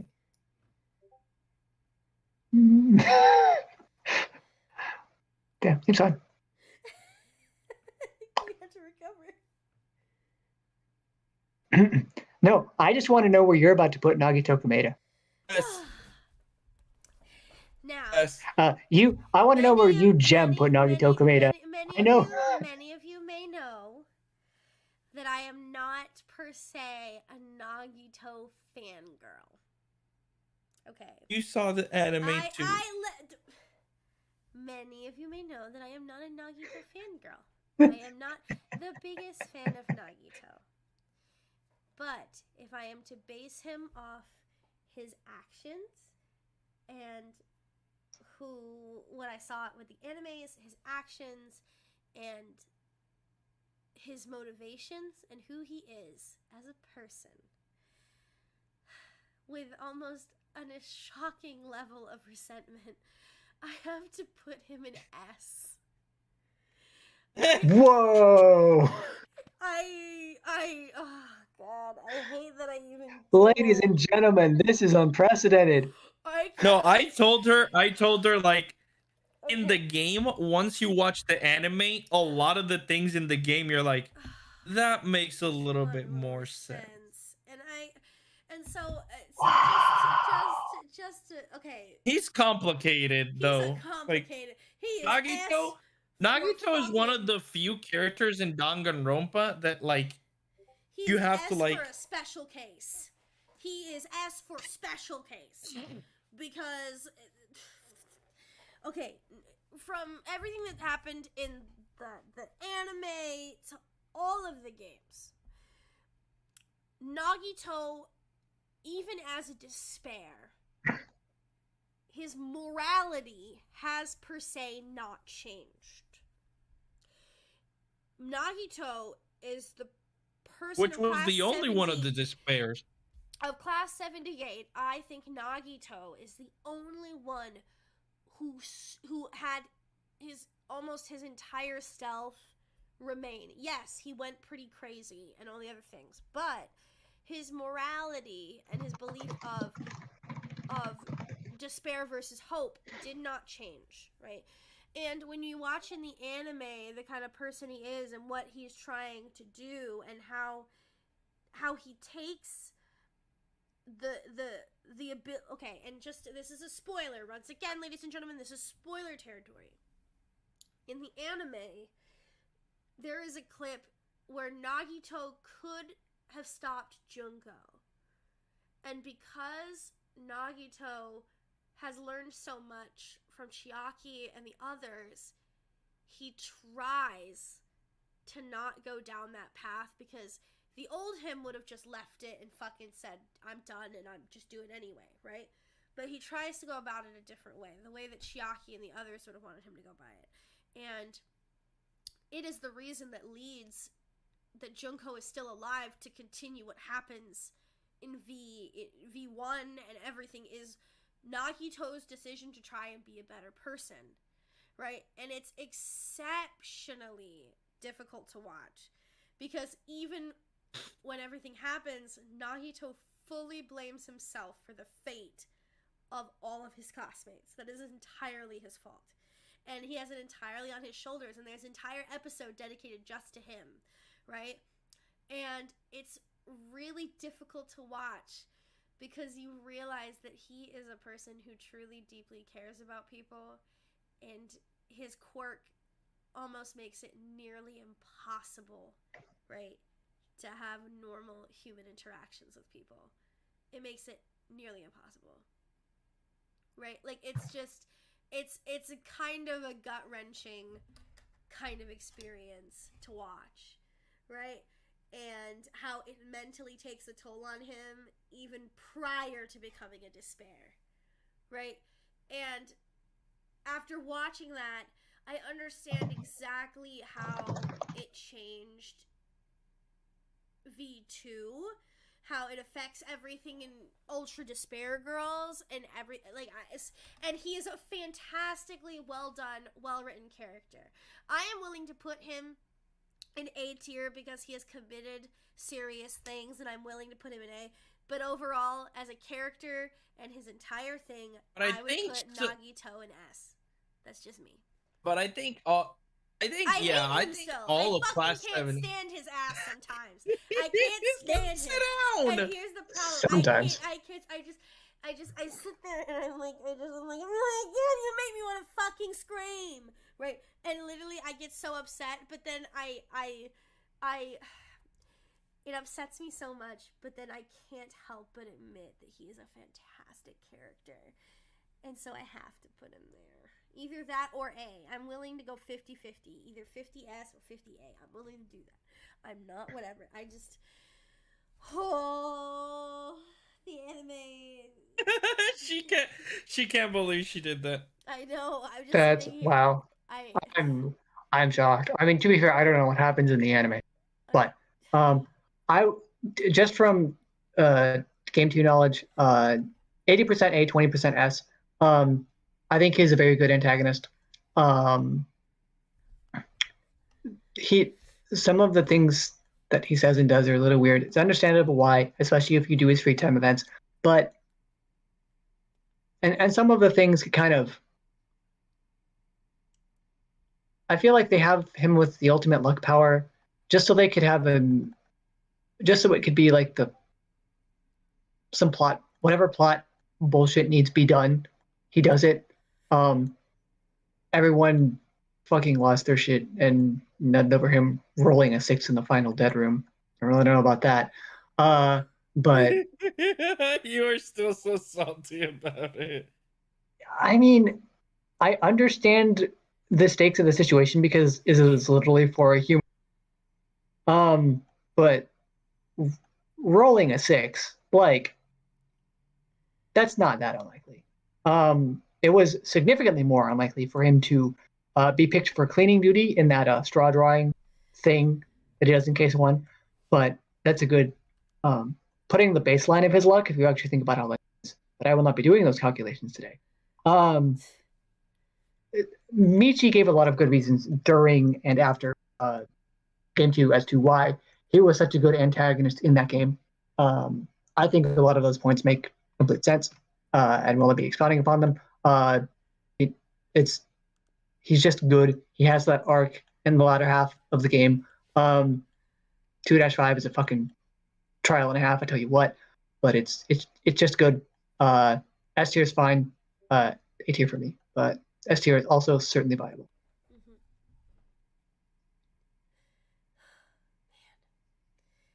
Also, I think like a lot of people like seem to like sometimes overlook because everybody has been like, well, Nagito, the only thing he has going for him is his talent. Without his talent, like anybody could have handled that talent. I'm like, I think Nagito's the perfect person because of how highly intelligent he is and analytical. Like he understands the drawback of his own talent. I mean, to be fair, in general, in DR, without one's talent, like without your talent or nothing, line doesn't hold water because that's kind of for everybody. Yeah, but I think no character in the universe about their talent are like much. It's interesting because I don't like just from the game, but I don't inherently get the sense of how intelligent he actually. I mean, you do need intelligence on a certain level to be able to manipulate people in the way that he does. So there's that.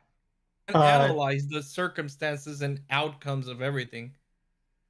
Like, yes, you need luck because of his talent, but so you have to really understand fundamentally how your talent works and how the drawbacks are going to hit you almost to a T. to like use your talent to the fullest. And that's saying for everybody. Like everybody needs to understand their talent to a T to use their talents to the fullest. Use your talent to the fullest is exactly what Nagito does. It's masterful what he does in Trial 5. Holy shit, it's so good. It just seems weird and difficult that one could, because his luck is not like Makoto's luck. Oh no, it's very different. And if you had to experience swings that wild in a life-changing scale, like I'm not sure most people would be alive. Nagito himself shouldn't take it. Nagito shouldn't be alive. Well, it's not that. I mean, I don't think one typically chooses one's talents. Usually forced upon oneself. But no, the thing is also like people say, "Oh, I think Makoto's luck is more stupid." I'm like, Makoto's luck, like how it was explained with Junko, is random. Like it's more like his luck will save his life. Yeah. But it's random. It's like you cannot predict it. Nagito can basically predict his luck, but it's super bullshit because it's like Nagito's luck can do anything he wants it to do. It's like, I'm gonna pay the toll. Yeah, like he knows. He's like, okay, how much bullshit is my wish for my luck going to be? Yeah. Oh, this is actually pretty bullshit. Okay, and is this like absolutely astronomical against the odds? Like it would 0% happen, but my luck can make it happen. Okay, then it's gonna probably cost me my life. Like 2-5. That was with 0% chance that it could happen, and have Chiaki be the one to like the venom kill you. It is. I mean, that's a 0% chance for it to happen. That's like that's like 1 in 7. If we knew the proper. No, I mean everything lining up correctly as he did. Like everybody throwing a can, yes, but like everything lining up perfectly as he wanted. Well, but there's a lot of stuff that he could and did and had to control for. He had and a lot of those were just basic human reactions, like put out the fire.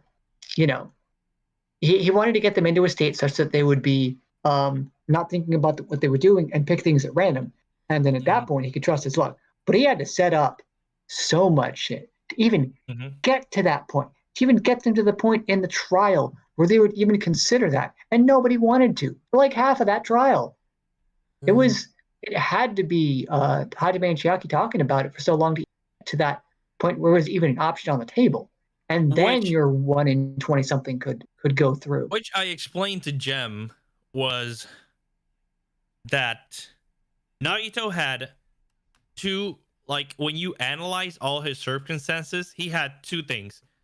One, he died because he wanted to expose the trailer, but for someone who believed in hope so much, knowing that he was in ultimate despair, that broke this man.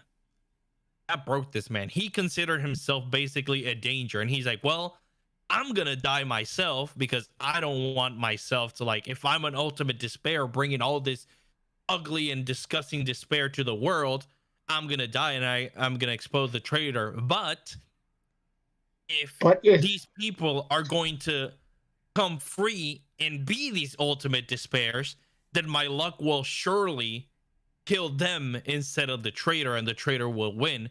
If there is any hope that these will become hope, then they will win. He put everything of that into his trial. Yeah, they all had to work together, because if literally everything didn't line up for them finding the traitor, they're all done, and all the ultimate despairs are gone, and that feels like the karmic world good ending. Exactly. Which was Nagito was either or. He's like, if they're really not gonna be ultimate despairs and they're gonna use their talents for hope, then of course my talent will let them live. But if they're gonna become ultimate despairs like we are, then they shall all die. And the traitor shall win. Basically, that's like how he went about and things. Yeah. If I analyze the character. Please tell me she threw Nagito in front of a bus. No, she did not. She did not throw Nagito in front of a bus. I have to. So yeah, he is an S tier. All of us. I think we're all. Hype. I think all of us in agreement. S tier. Okay. Wait, why is the sassy lost child at the very bottom? You know why the sassy lost child is at the very bottom. We all know why the sassy lost child is in the bottom. Exactly. Who's even next? The anime did not redeem her. Oh, no questions asked. S rank. Nekomaru S next. I don't think we need to talk about Nekomaru. Everybody knows why. Neko A, I agree. Neko A, that's good. Unfortunate what happened, but we should put her right beside Fuyuhiko. Yes.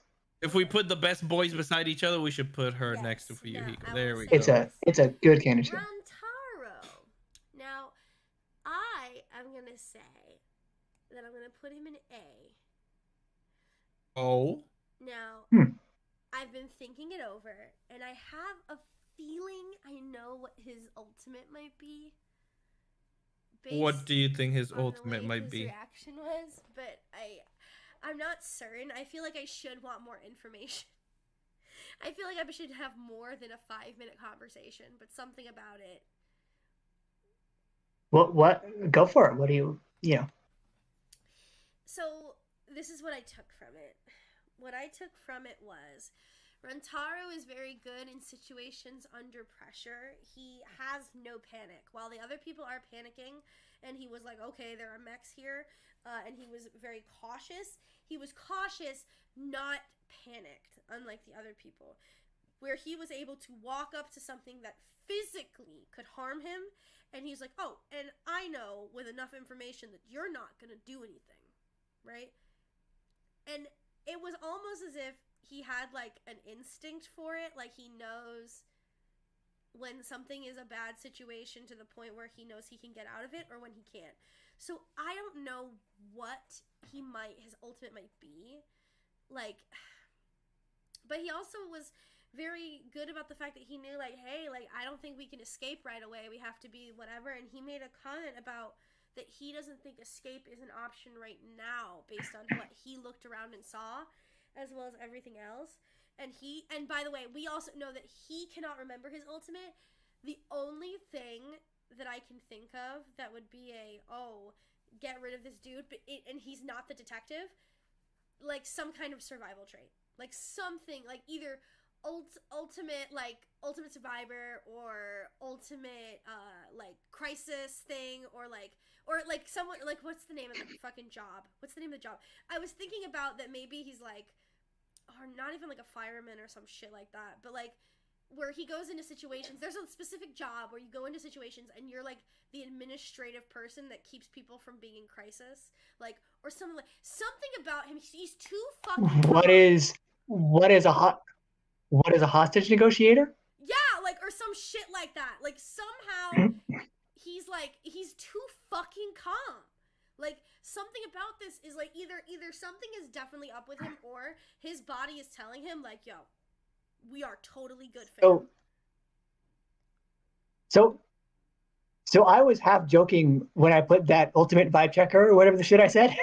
Ultimate vibe checker. But I mean, no, I feel that. That's how I feel. But like it makes some sense because he was in a sense able to predict in general what every party wanted in the situation when they were all in that gym with the exosols. Yes, and he's so calm. I can see why you would do that. He's calm, he's collected, right? While everyone else is freaking out, they're like, fucking mechs. He's like, oh, they're in mechs, right? And they're not coming out. They're doing it as an intimidation tactic, but they would not have had us all here if they were just gonna kill us. So what do you want? Right? It's the negotiation of, so what do you want? Exactly. Yeah. Great grammar story notwithstanding. Let's go back to this list. That's what got to me. Now I'm gonna put our child with the voice of Morgan Freeman in A.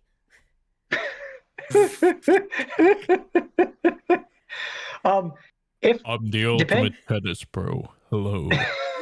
Yo, I'm here to smack some people across the knees.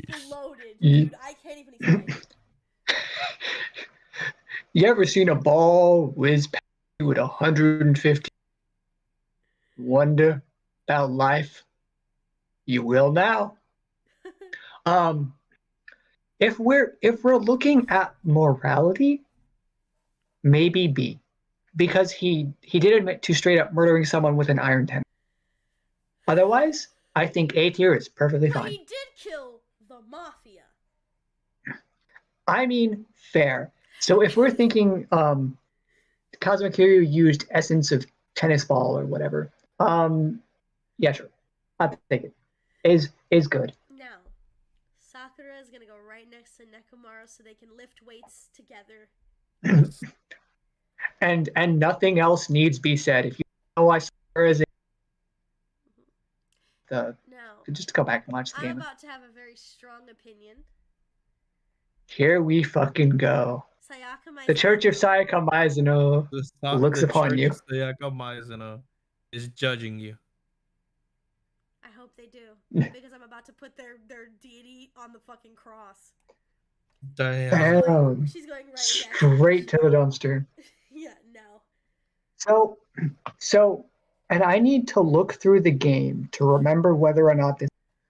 But the main point for Sayaka apologists is that Sayaka did not know at the time that there was a class trial as a second part of the kill someone and get out deal. Mm-hmm. Now, if that is the case, one could somewhat see such actions taking place for something that meant so much to her. However, that's still a fucking murder. And even though I'm a Toko simp, I love that reaction. I love that. Sorry. Even though I'm a Toko simp, murder's bad. Okay. She manipulated Makoto, who she knew from childhood. Mm-hmm. I'm assuming that is true, by the way, because when one thing is manipulated, you have to kind of cast aspersions on the rest.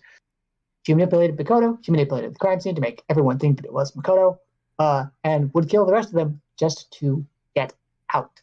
And killed Leon, even though, as she says, even though Leon's kill wasn't self-defense, or Leon's kill wasn't self-defense.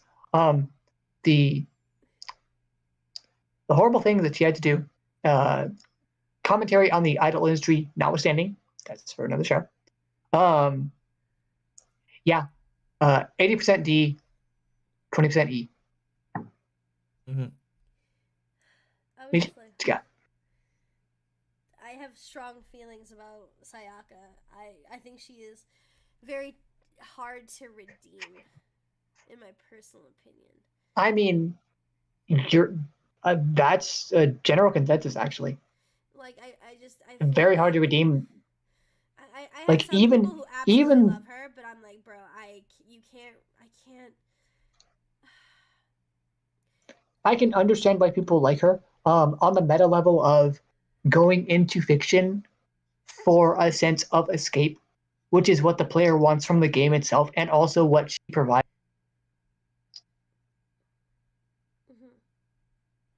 Mm-hmm. Also, that's kind of leaning towards the idol thing, which one would think Fumi would be into, but he is not about that life, as he states. So, yeah. Seems good to me. Mm-hmm. Okie dokie. Now, our ultimate detective for V3. I'm currently going to put him in maybe B. I haven't gotten much out of him yet. And he also doesn't seem to be super fond of his quirk. I mean, it's interesting because this is a big contrast with Maki, actually. Shuichi downplays his talent. Yeah. He downplays his accomplishments. But it doesn't seem like he rejects his talent. And Maki does that. Without blatantly saying so. He's like, oh, I just happened to solve a case and they put me. But he knows why he is where he is, at any rate. Yeah. Even if he might have questions as to whether or not he deserves to be in that spot. B sounds fine. B and C are, kind of the middle tier. We don't know much about her. And even though we talk to Suichi a lot more than we have with anyone else because the entire time, you don't get much out of him. He just lets Kaede do a good chunk of.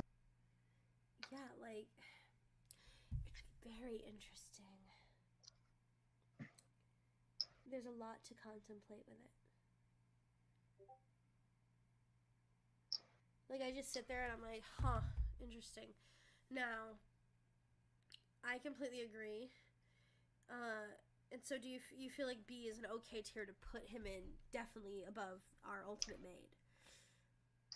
80% B, 20% C. So now, let's move on to the ultimate princess, Sonia. I will not rate her ownership. I will not rate her.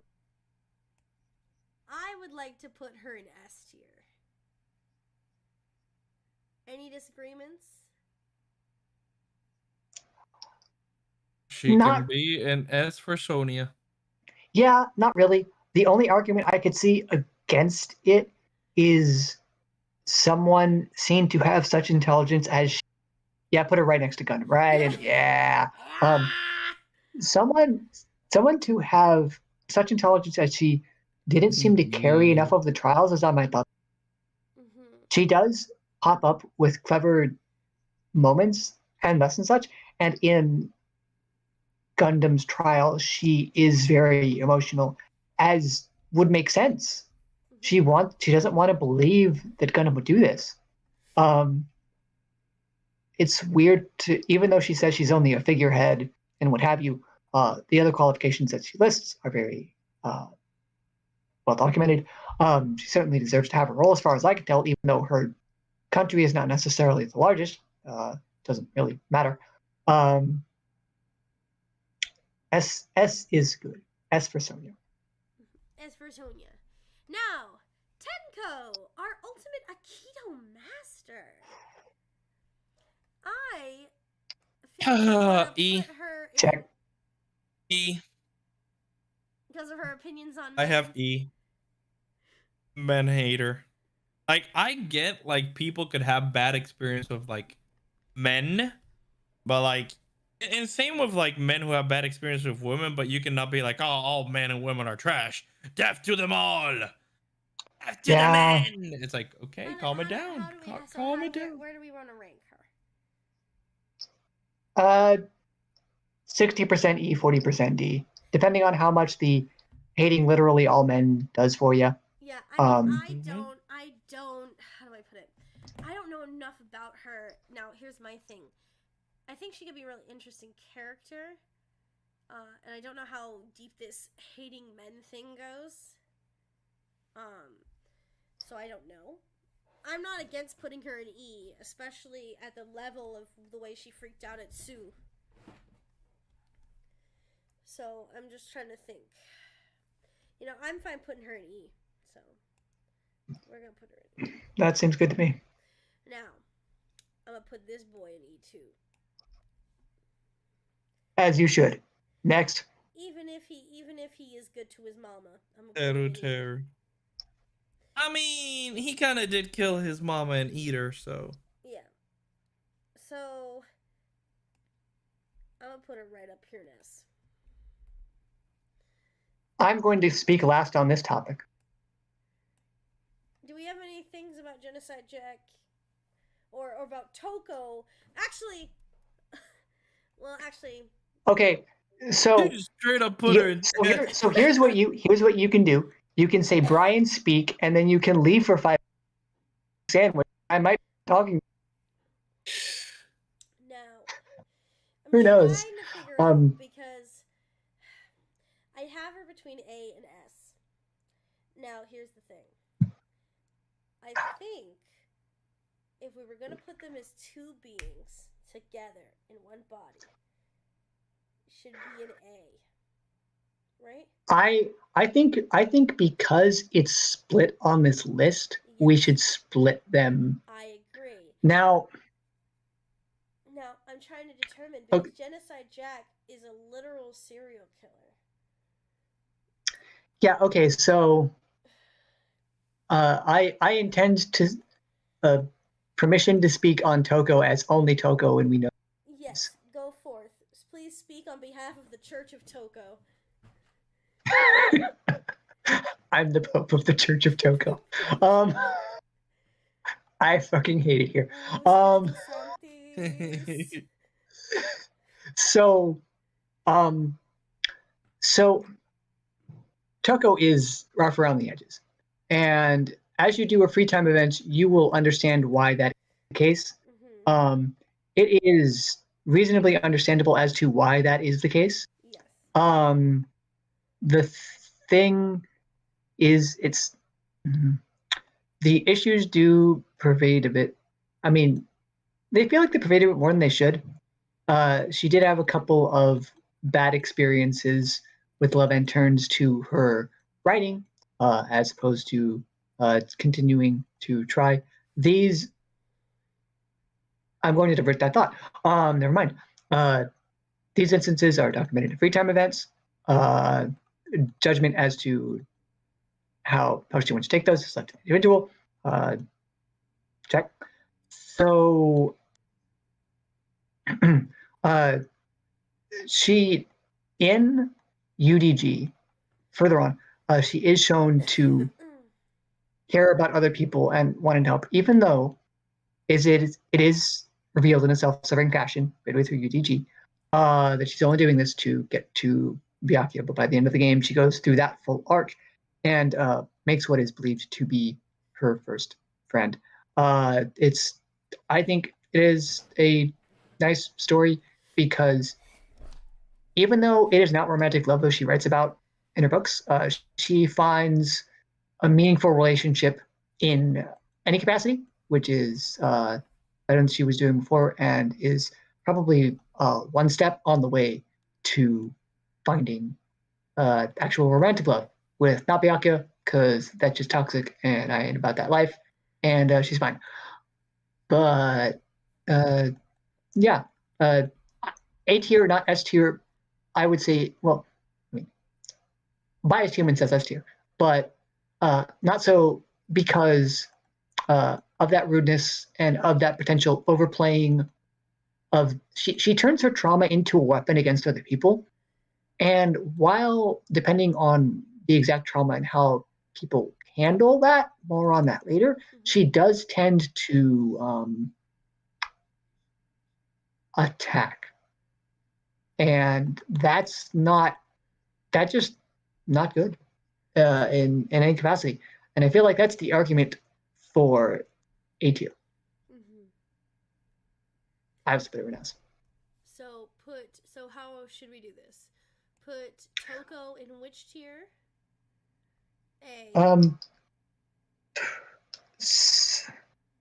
I mean, non-biased, 80% A, 10% SRB, depending on how much you are like not okay with on the redeeming arc, which is why I put her up here. And then Genocide Jack, I also think has been on the redeeming arc. She now works for the Future Foundation. I mean, technically, but only as a part of the body that. Permission to speak on Genocide or Show. Yes. So, as an empathetic human, I feel bad for the things that happened to Toko that ended up creating in a sense, I would want to wish that show did not exist, because that would mean that those bad things ever happened to Toko and she'd happier, fulfilling life. Fortunately, not the case, and I can't fix her. One, because she is a fictional character, and two, because fuck that. Figuratively. Uh-huh. And yeah, I'm sticking it crazy, they say. Her arc is really brought on by Kamaru,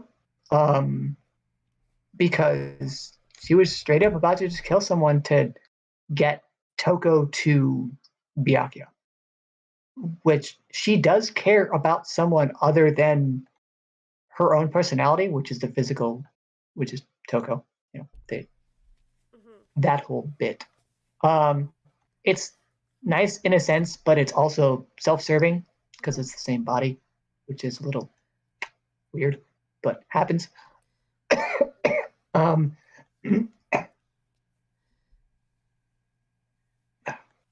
Also, we do have, if we are putting morality into this, which we've done with some other murderers, she would probably, if we're talking about morality, she doesn't necessarily go all the way down there with Junko, but she's pretty close. And I think some of those killings might have been in self-defense, but there's no verification of that. As a character, I would say A tier because of the arc that she goes through and the kindness and care that she finds in other people, even though her sole purpose for existence is murder. Yeah. I agree.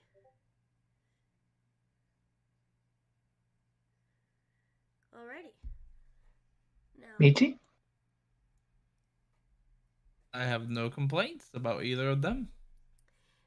I want to put this girl down in D. Sorry, let me check who you... Oh. Ultimate cosplayer. Yeah. Why D? I feel like she was just exceptionally fucking rude. Was she? Yes! I don't think she was. She's sitting I don't know about... and she's like, oh, excuse me. And like being nice and thing. And she's like, oh, I just didn't want to talk to you. And I'm like, could you have at least said, like, hey, I'm busy? Or, hi, sorry, I'm a little busy. And then left, right? Would have been better than just going up and being like, oh, like, by the way, I just fucking ignored you. Right? Because I couldn't give a shit. I'm like, I'm sorry. What? That's, I guess,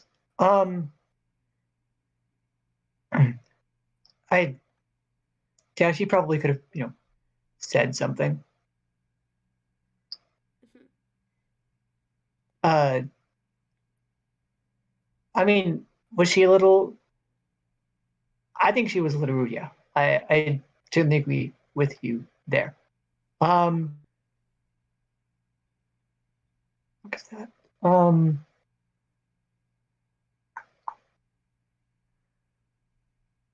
Maybe, like, we don't know a whole lot about her other than her talent, and that she kind of likes to be left alone, and that she's passionate about her talent and passionate about getting other people's talent, and I think that's very good because cosplay should be inclusive.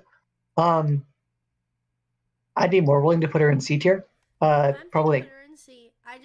The rudeness dropped her really low for me, but I'm willing to put her. Understandable. 70% C, 25% D, 5% B. I'd be willing to hear that argument, but yeah. What you got,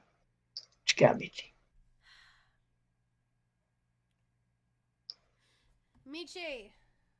Michi? I agree with... I said I agree with both of you. Sorry. Oh, sorry. Couldn't hear you. My mic is being fuzzy. No, yeah, I agree. No. I just didn't remember. It's okay. Or being like that. Now, Fyakuya. Fyakuya. Best tier. Best boy. Best Come on, tier. my boy. My boy. He deserved better. He did. He deserved better. He did his best to rally everyone together, which is not inherently what we know Byakuya would do.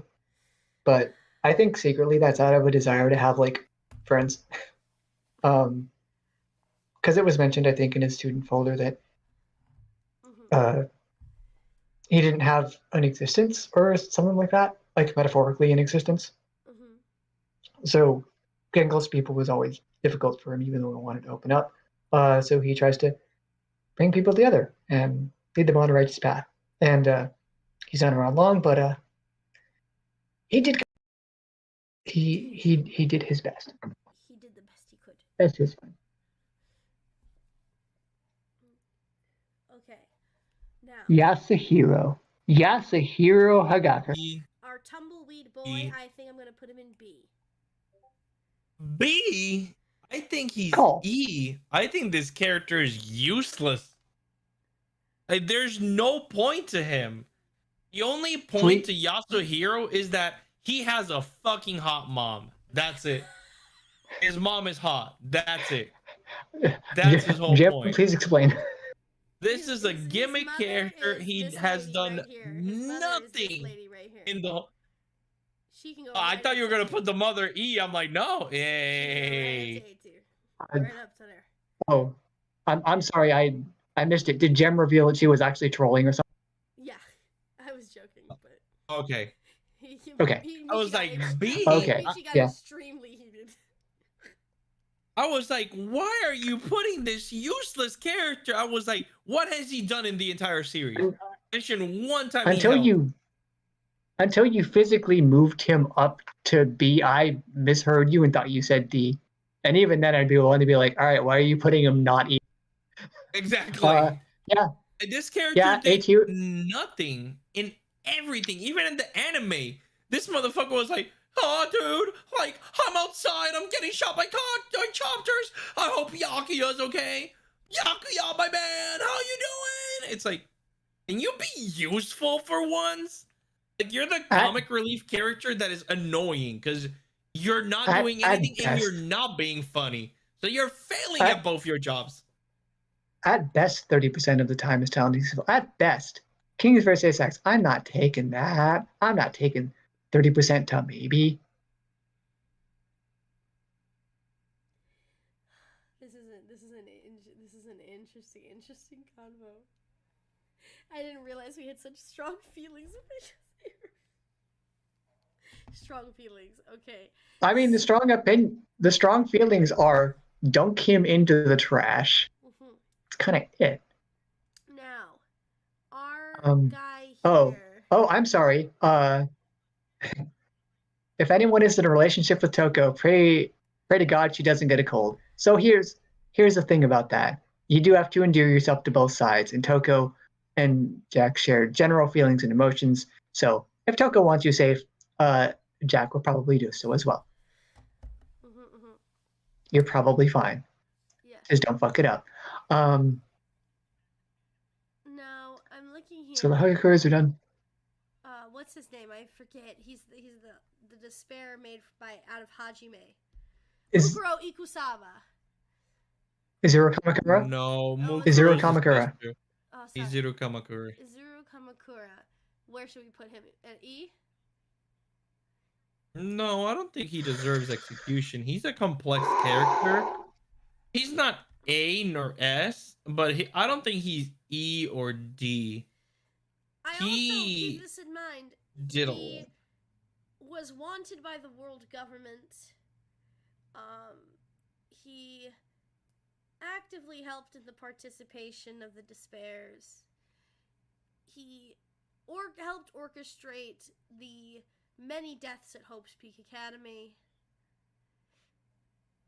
because he wanted to just know what despair felt like so he could feel something. I was gonna put him in E. I will put him in D. Right? Unless anyone wants to talk to me about something else, or explain to me why he should be higher. You were saying what? E? Don't get me wrong, I like him as a character, which is why I'm willing to have him move up higher. His morality and the shit he did in this body, in this particular thing, right? Because we have Hajime separate, right? I mean, but I feel like it's another case of Junko manipulating people and taking advantage. But he also didn't feel any emotion and actively.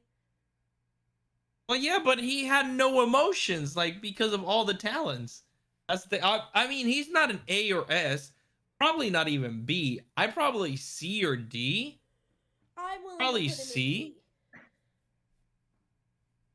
I don't feel like he's an E character. As someone who has not seen the anime, and he probably isn't more important than that.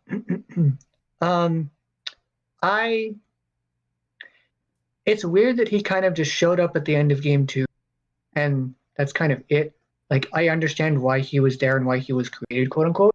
But when you write, just seeing the ultimate as a talent, as an idea, it feels to me like they're setting up a plot hole that they need to writer hack, and not writer hack as in like cool sweet play, writer hack as in I am not that good of a writer, so I will do this. Writer hack themselves out of. And that, oh, he's the ultimate. He can kind of do whatever. I don't know if that was brought to fruition or if he goes through any sort of arc, but from what I've seen, it's just, I know the purpose for which you were created and it makes sense in the world, but I don't have any particular feelings towards you. And I think I saw a bit maybe in UDG and maybe the end of game 2 about what actually happened with him. And that kind of puts me on the lower end. I'm willing to go with D or E just for the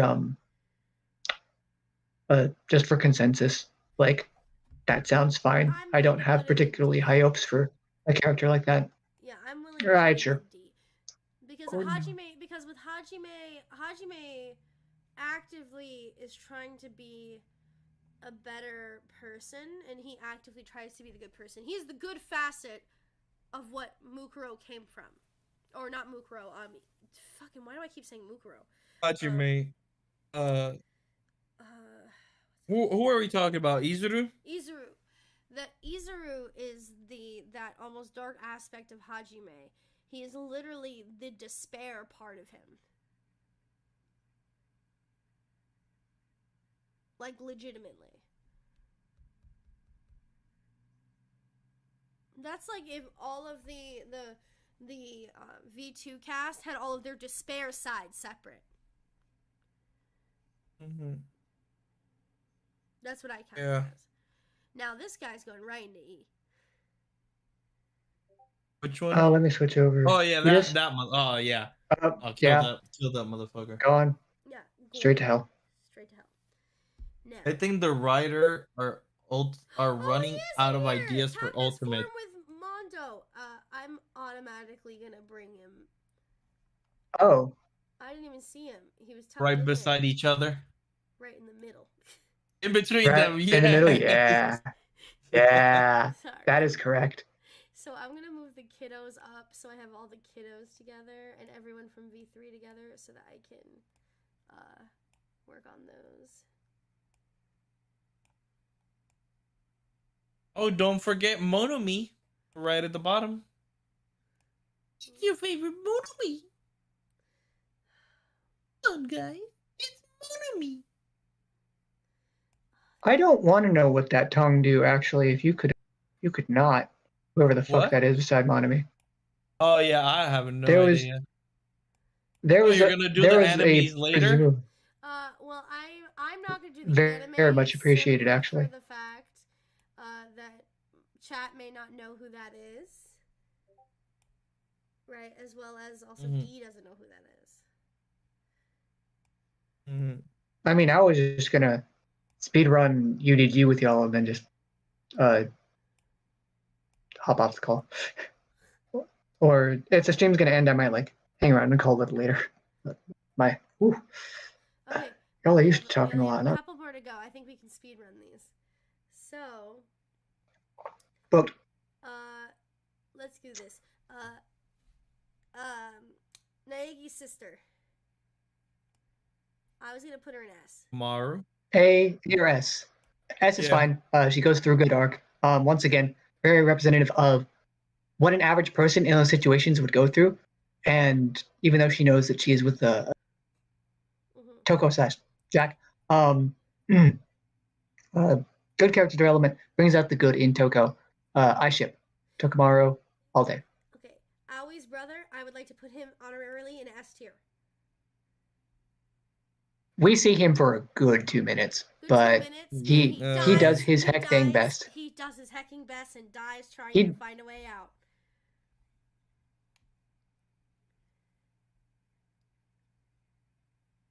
Michi? I think A, but if you want S. We can put him in A. I'm fine with A. I am also fine with A. Because he's just not the screen time. Okay. Now. Therefore, I'll say Hina. Monami. In both of her forms. This form, I'm going to put in A tier. This form in fucking D tier. I forgot that she had the other form, but I was confused as to why one was put in A. But yeah, sure, that's fine. That one is the one D where tier, she actually has powers and the ability to do fucking anything. This is the one where she whines and complains like the child in which she is in the diaper in. Yeah, D for diaper. Yeah, seems fine. D for diaper. One of these is easy, one of these sucks. This one goes into E. This one I wanted A. Yeah, the gangster one, he tries to be funny. It doesn't really work. Yeah, no. He just talks a lot, annoyingly, at length. Yeah, he's and like extremely I annoying. do that, so we need him to move over. Now, here's my thing. Hiroko Mene is fine too. I know that I want Monica right there. Straight to hell. Straight to hell. That is correct. No, straight to hell is correct. Right. Next question. And I know the anime tries to do a little something with her. Okay, I get it. I don't think the anime redeems her. It doesn't redeem her enough. So, I want the kids though to be in C.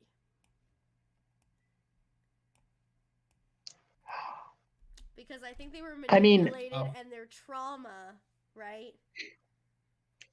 I almost want to put them in B just because of that. Because because I mean, I can see trauma. That. I put them in a middling tier just because they were trying to do their best and they were trying to make the best of a terrible situation in the world around them. Yes. And it's easy to understand when such a high percentage of your existence around a particular group is negative, that you tend to go out, especially when you are young and don't have life. It's more understandable to hate a little stuff. What about Kirigiri's dad? You have him all the way down there. He was from the anime. We didn't see him really during the game, so I left him. But you see him, you hear about him in Danganronpa 1, and you see him at the beginning of Danganronpa 1 too, getting executed. Then I'm gonna put him in D. He tried his best. D for deadbeat dad. Yes. Oh, damn. He tried his best. He was not a deadbeat dad. Yes, he was. No. Where was he? I mean, okay. Where was he? In the school. I will admit that deadbeat is not the correct term in this instance. I just want to make the declaration. No, he just disappeared. I mean, D for disappeared. Though. He didn't. Yeah, got executed. His kid. We didn't put him in E. He did. He did not raise his kid. He raised her as a single father. She literally said in her dialogue that she lived with her grandfather.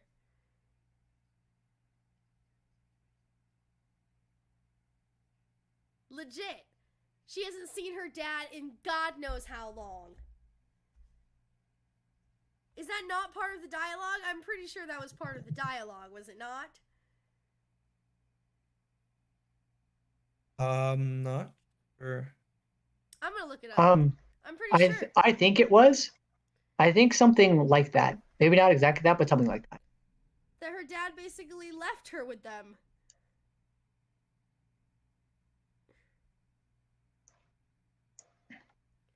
And that he was like the disgrace of their whatever because he didn't want to be a detective or whatever. Long lines of detectives or whatever. Like the whole thing. That's why she resents him. Because he left her behind. Didn't take her with him.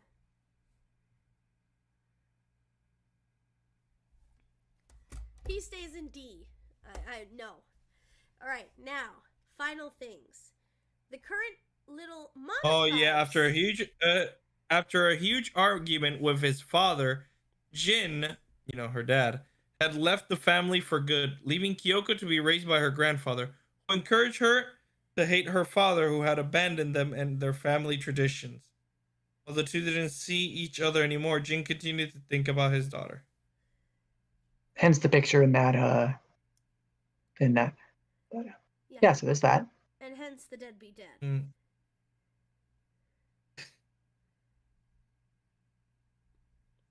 And now we have all the different Monokumas. Okay. Ranking but they have to be ranked separately, I think. I'm going to rank them by their personalities. Does that make sense? Yeah. Okay. He's going right there. As he should. I'm going to put him up here in A tier because he's a soft baby. Damn. Soft baby. He's a soft baby. He's a soft baby. I like the smart one. I think he's really smart. I like that. I think this red one is kind of mid. I like the pink one. And Monokuma can just get executed. Really? You fucking execute me? Yes, the fuck you mean? Monokuma executed this. I'm the best fucking bear ever. Fuck Monomi. I'm actually better than her. Monokuma just nuked the last stream, so there's that. Yeah. Put him in the I am not wrong. Put him in the grinder. Okay. Don't worry. I'll be sure to fill you with despair. Oh. Anyway. So those are done. What's left? Damn, you wanna know what people said about Jean? Everything else is from these are the people that we saved from Danganronpa. Either the light novels, the anime or light novels. Yeah. So I've left them alone. So that is our current tier list. Wait. Could you scroll down for just a sec? I thought I saw. I'm checking. Oh, no, is that not Chihiro's dad? Hmm? By the old man with the head. Yes. Yeah, that's Chihiro's dad. We'll put him in S. Are we not gonna put any other of the Danganronpa Ultra Despair Girl characters? Let me think. I cannot inherently tell them apart from the rest of the lot. I can tell them apart. Yeah. Oh, do you mean like the characters that were stolen? Yeah, I don't know I don't know enough about them to care. I don't. Yeah, we don't even get any information. We got Futaba's bug at the last over there. I mean, there was they're more used for world building. I don't think they're inherently like. We don't interact with them at all. I don't think they should count.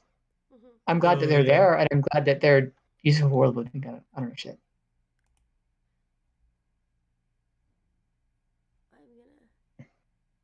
Download this so we save it for later. So you want to know how people describe Jin? Because he loved talent so much. People said if Nagito is hope sexual, Jin must be talent sexual. Oh my god. That is a sentence that somebody wrote. I know, right? That sure do be a sentence. Too long didn't read about Jin. Not a bad guy, but definitely worked for some bad people.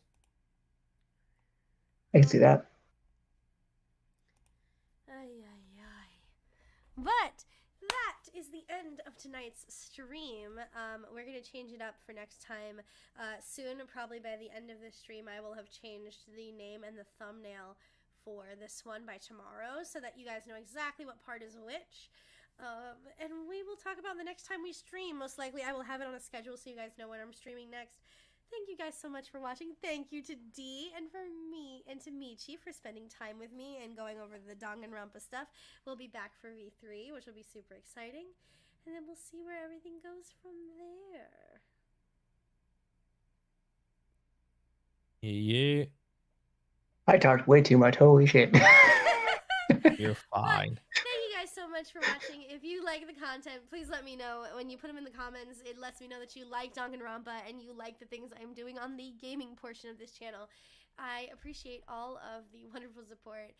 I am excited to be back. I will slowly but surely be putting more content out solidly. And then I will update you guys more on my health and other things that have been going on so that you guys have an idea what's going on. I know some people were really worried and sending me wonderful messages, so thank you again. I really appreciate it. Remember, Gemini loves you. I really do. And the world is not so full of despair. Have a wonderful night. Bye!